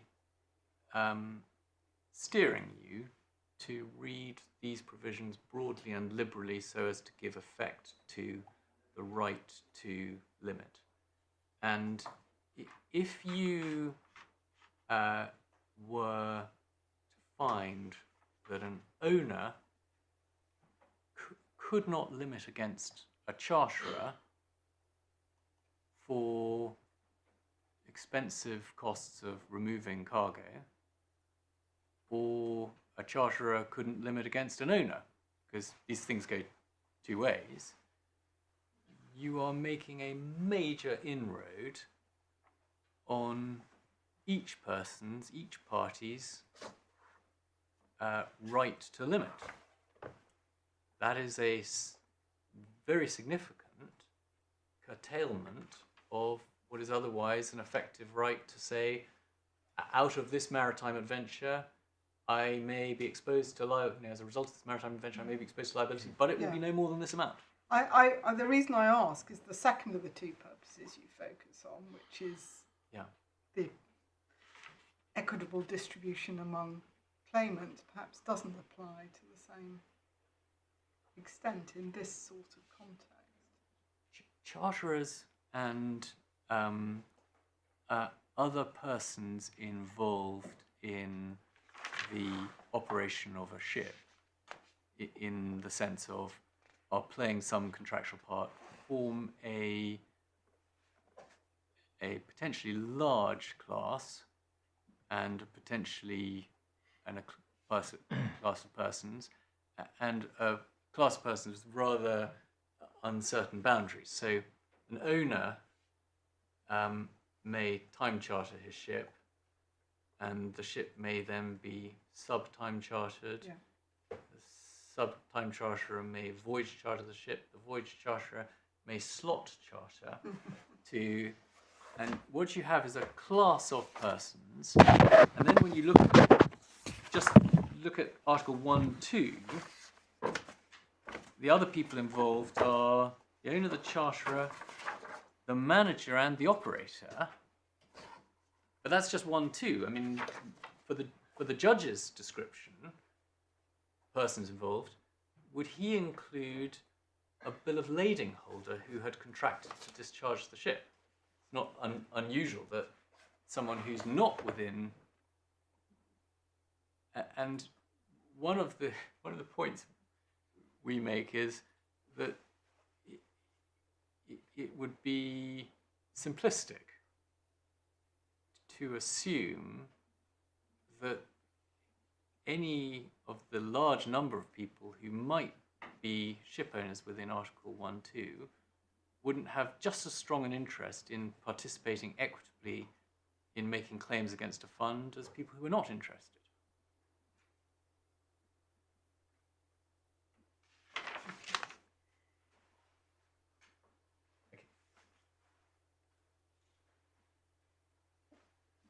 Right, so point one, it's a gloss.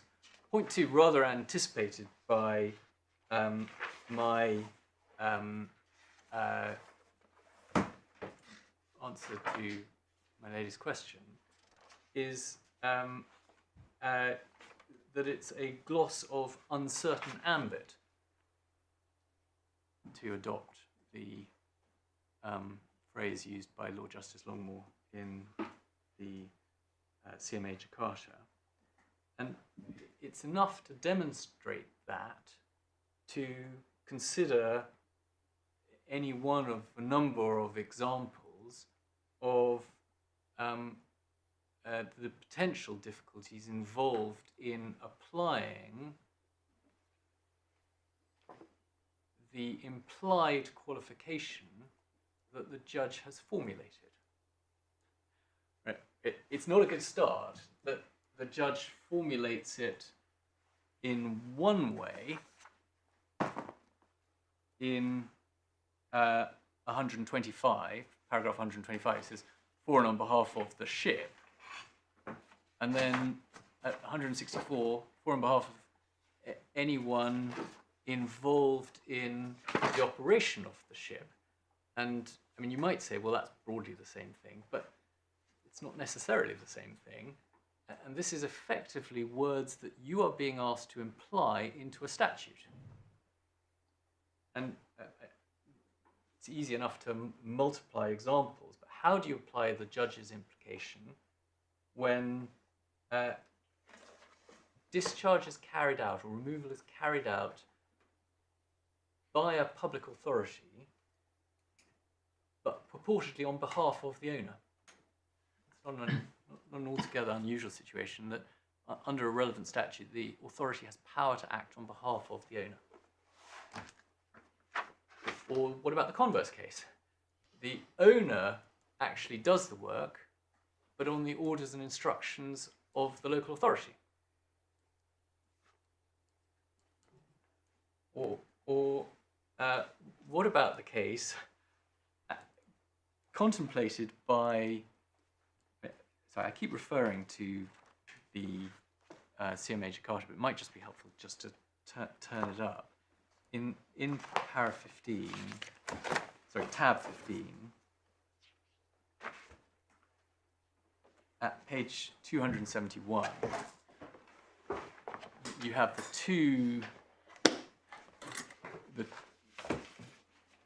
two needles of Lord Justice Longmore's critique of Mr. Justice Steele's judgment at 15, where he says, it's imposing a gloss on the wording of the convention, and according to a meaning other than its ordinary meaning, it also imposes a requirement of uncertain ambit. And then there's quite an instructive passage in 14, where he talks about the difficulties of determining whether a charterer is acting qua owner in relation to discharge operations because of the uncertainties as to who engages, pays for, and is responsible for the actions of stevedores. So, following that approach to the implication into the convention of qualifications, I give you a series of examples, and obviously I've given you the first one about the authority acting in proportion on behalf of the owner, and the owner acting on instructions of the harbour authority. But a third one might be the stevedores who are engaged to discharge on the order of the authority, but for the account of the owner.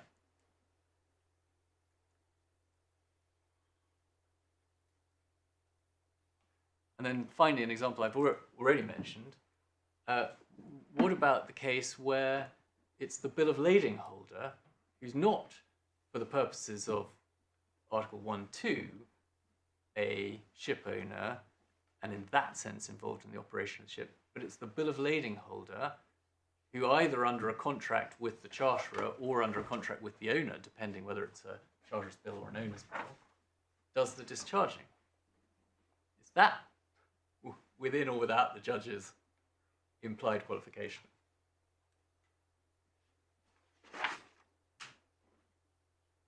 So, two points against the judge's implied implication. One, it's a gloss, and two, it's a gloss of uncertain ambit. We then say the judge is also making a mistaken inference from the terms of the text, or the terms of Article 2.1d.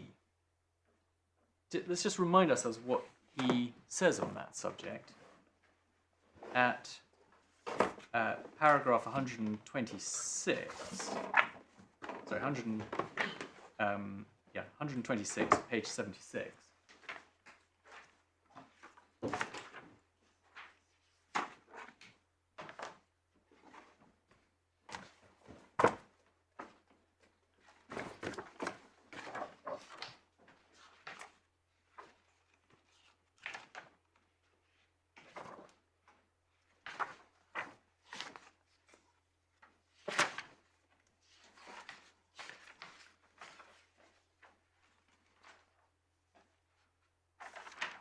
He says that tonnage limitation is to apply in respect of liabilities such as might be incurred by an owner for casualty intervention or aftermath liabilities of the kinds indicated, i.e. wreck removal, Article 2.1d, and cargo removal, destruction, neutralization. Now, insofar as he says these are aimed at the kind of liabilities that might arise from a casualty, that may be true, but you don't draw from that they are intended to be confined in their application to resultant claims by third parties, however precisely you define the term third parties.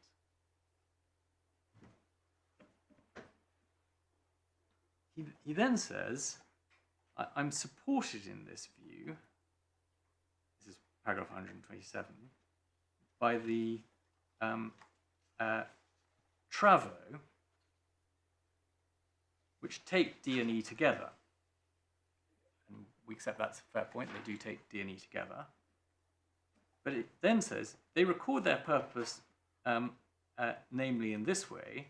Subparagraphs D and E are necessary in addition to previous subparagraphs in order to make claims for wreck removal and removal of cargo subject to limitation.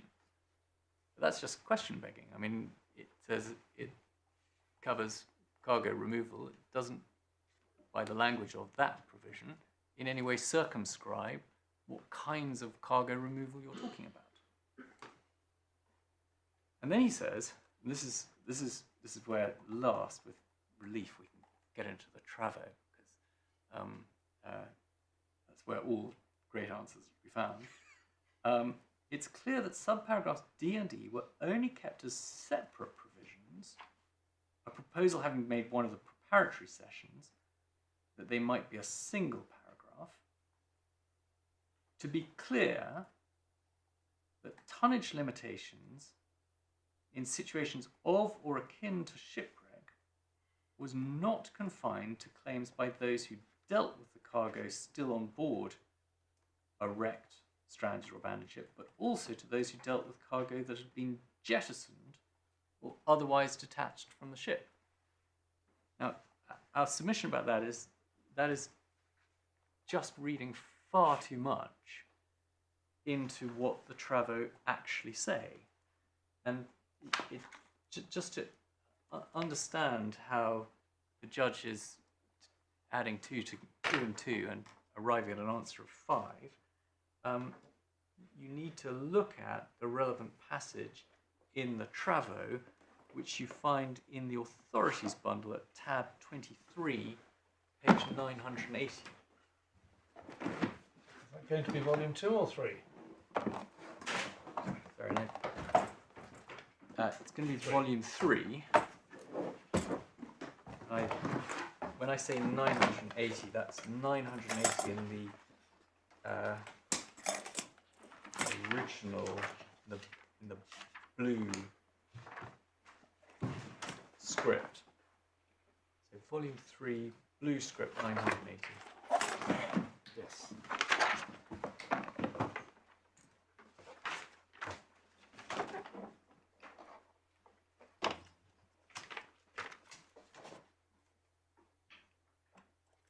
You know, the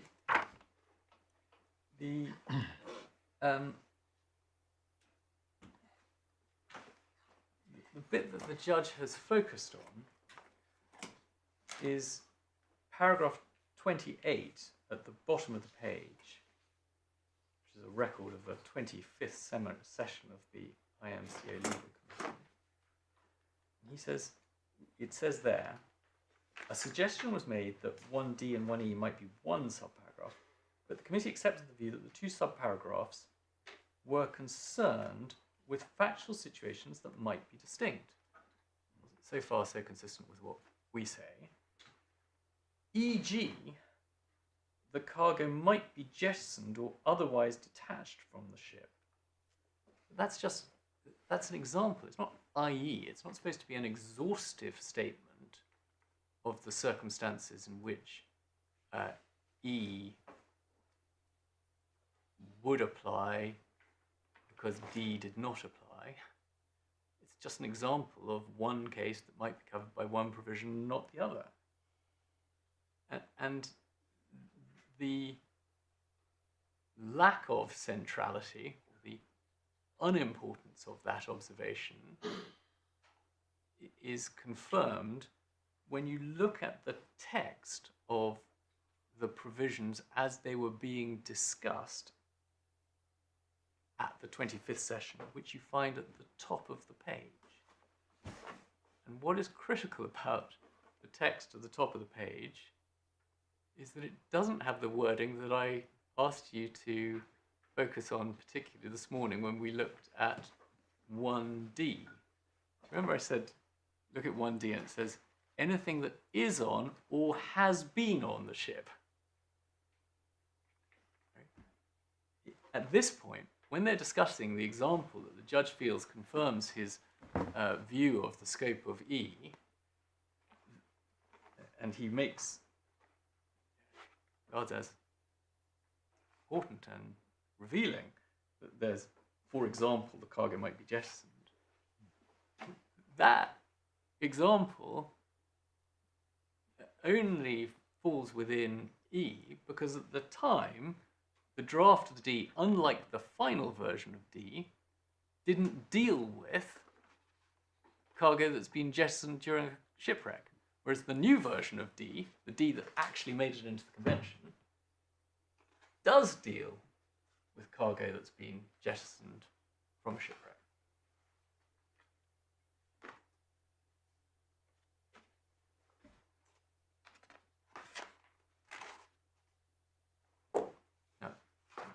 I feel that all of this is terrific obscurantism and of limited assistance with construing the terms, the plain terms of the convention.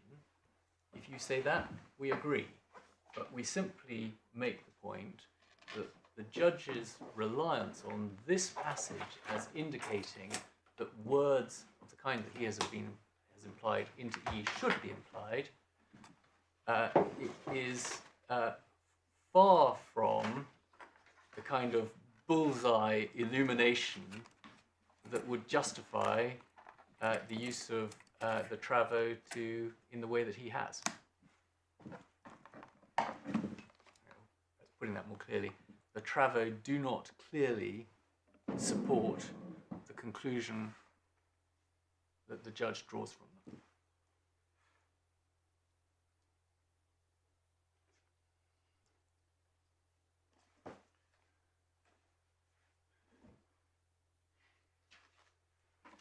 Okay, so Nor do they appear to explain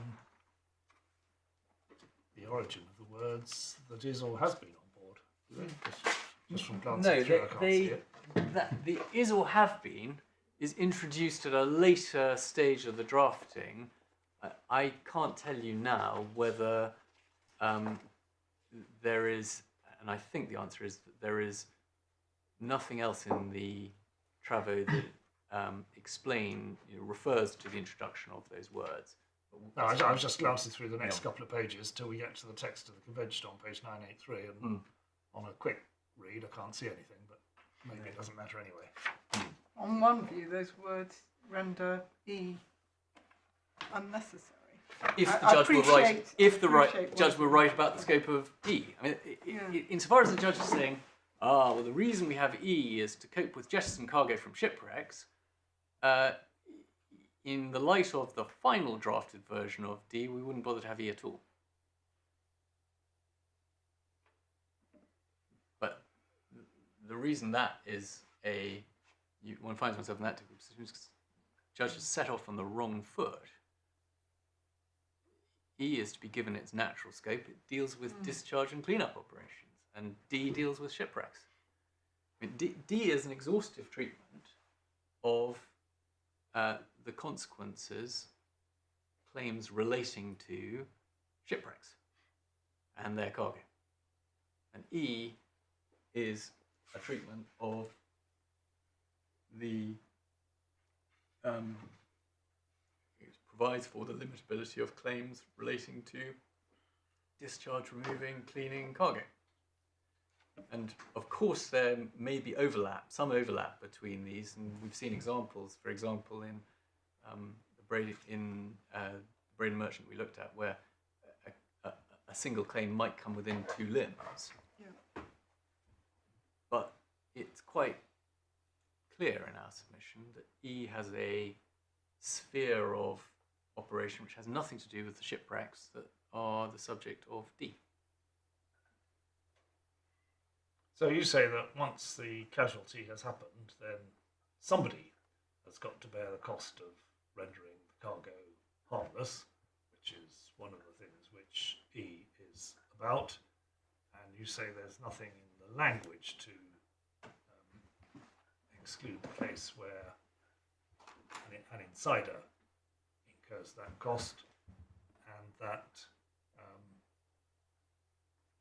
from the point of view of giving effect to the convention purposes, it shouldn't matter whether those costs are incurred in the first instance by an insider or an outsider. If they're incurred by an insider and that insider has a claim, then it's limitable. It is perfectly. It is within the. I agree and adopt everything you've just said. Well, I was trying to just summarise. I appreciate it. No, I mean, I endorse it as a succinct summary of what I've said. But we say with respect to arming you to give the language of 2.1e its ordinary meaning. we say that there is nothing contrary to commercial expectations, that the costs of cleaning up or removing cargo from a ship would be borne by either an owner or a charterer or someone else involved in the operation of the ship. That is routinely the case. And that being so, nobody would be surprised about the creditors of the party who finds himself doing that seeking to limit their liability.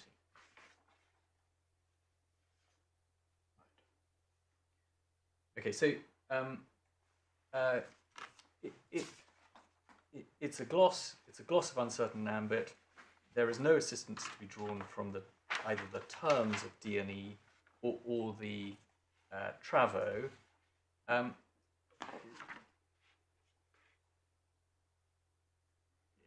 will say again, but say only in a sentence. You should read E in a broad way and not, as the judge is doing, in a way apt to limit its effect. And then I make two final submissions in response to the judge's analysis. The first is that the judge perhaps implies, rather than saying in terms, that the allocation of the costs of discharging by either the charterer or the owner following a casualty is the subject matter of the terms of the charter between them. And I say implies rather than says in terms. I particularly have in mind the way in which he expresses his conclusion in paragraph 135 of his judgment. He says a claim between an owner and a time charter for reimbursement during the course of a time charter incurred by one of them, but said to have been the responsibility of the other, pursuant to, by reason of a breach of the time charter, is not a claim in respect to the removal, destruction, or rendering harmless of the cargo. And the way he doesn't say, well, it's because there's a contract between them that it's not within E, the very insistent focus on there being an owner and a time charterer and reimbursement of a service performed between them during the time charter, although one of them said it was the responsibility of the other under the time charter. You see the way the judge's mind is focusing on the time charter, and he's drawing an antithesis between the relationship governed by the time charter and the relationship governed by the convention. He's saying, well, because this is governed, he's implying at least, that because of the existence of the time charter, that is grounds for assuming that the draftsman of the convention couldn't have intended the convention limitation right to apply. And insofar as that thought was influencing the judge or might influence you, I simply remind you of what the judge himself said about the relationship between tonnage limitation as an element, a plank of public policy, and parties' contracts. And I'd just take you, if I might, to paragraph 96 Roman 1 of the judge's decision at page 70 of the bundle.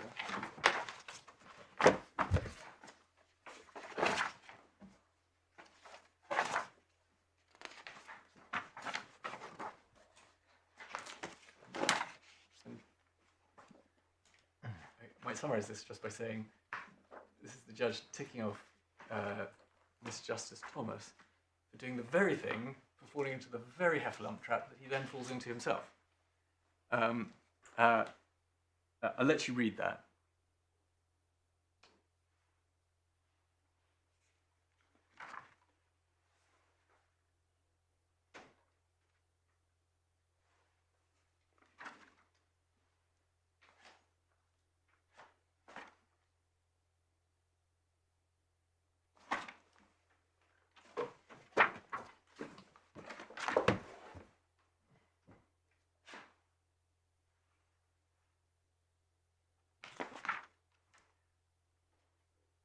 So,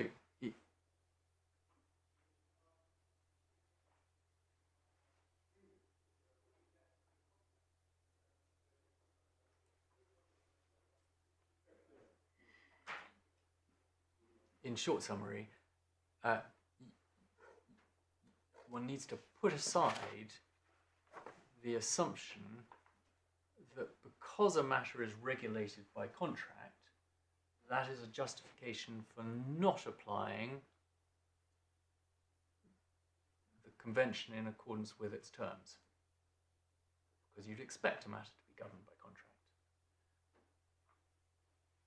Tonnage limitation applies after the contract has, and any limitation for which it provides, has been applied.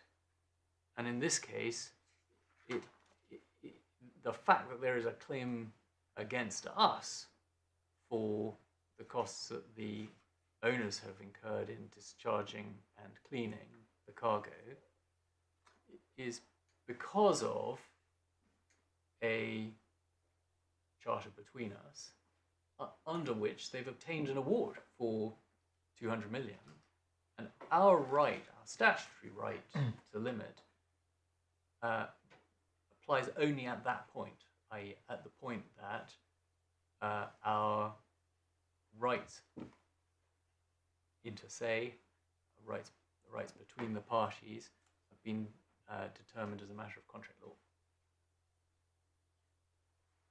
Well, a claim by an outsider may be regulated by contract. The typical bill of lading cargo holders, bill of lading holders cargo claim will be. Precisely in the context of, and precisely in the context of 21E, I mean, of course, the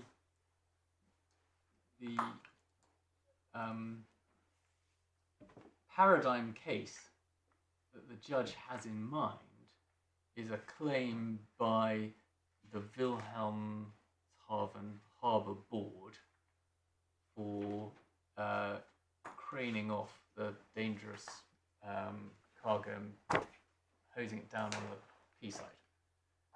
But in reality, between that paradigm case and the case of a claim for recovery of costs between time charterer and time chartered owner, there are a million gradations of grey, which may involve at every stage people acting under contract or not. I mean, it's plainly contemplated by the convention that there may be a contractual relationship. I mean, one only needs to look at Article 2.2, the last line. Claims set out under 1D, E and F shall not be subject to limitation of liability to the extent they relate to remuneration under a contract with the person liable. Exactly. And it's implicit in the concept of a claim that it may be a contractually based claim. I don't want to unjustly criticise the judge for stating a proposition in 126 that he didn't actually state, that because there's a time charter. I just draw that to your attention because it does appear from the way paragraph 126 is expressed that looming large in the judge's conception of the scope of 21E was an antithesis between the paradigm case of the Port Authority swooping in, no contract, and the paradigm contrary case of a claim between time chartered owner and time charterer. Sorry, do you mean 126 or do you mean 135?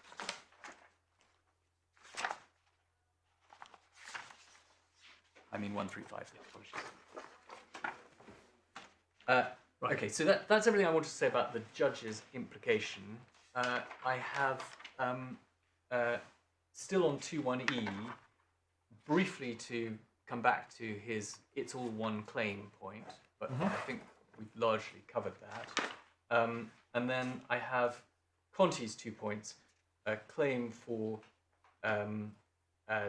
discharge expenses is to be characterised as a claim for damage to the ship. And then finally, the insiders-outsiders. That's all 2.1e. I then have 2.1f and 2.1a, but each of those gets shorter because the same points are taken in respect of each one. So I anticipate, well, certainly easily finishing within today, but I hope before 4 o'clock chimes. Very good. All right, we'll jam till 2 o'clock. All right.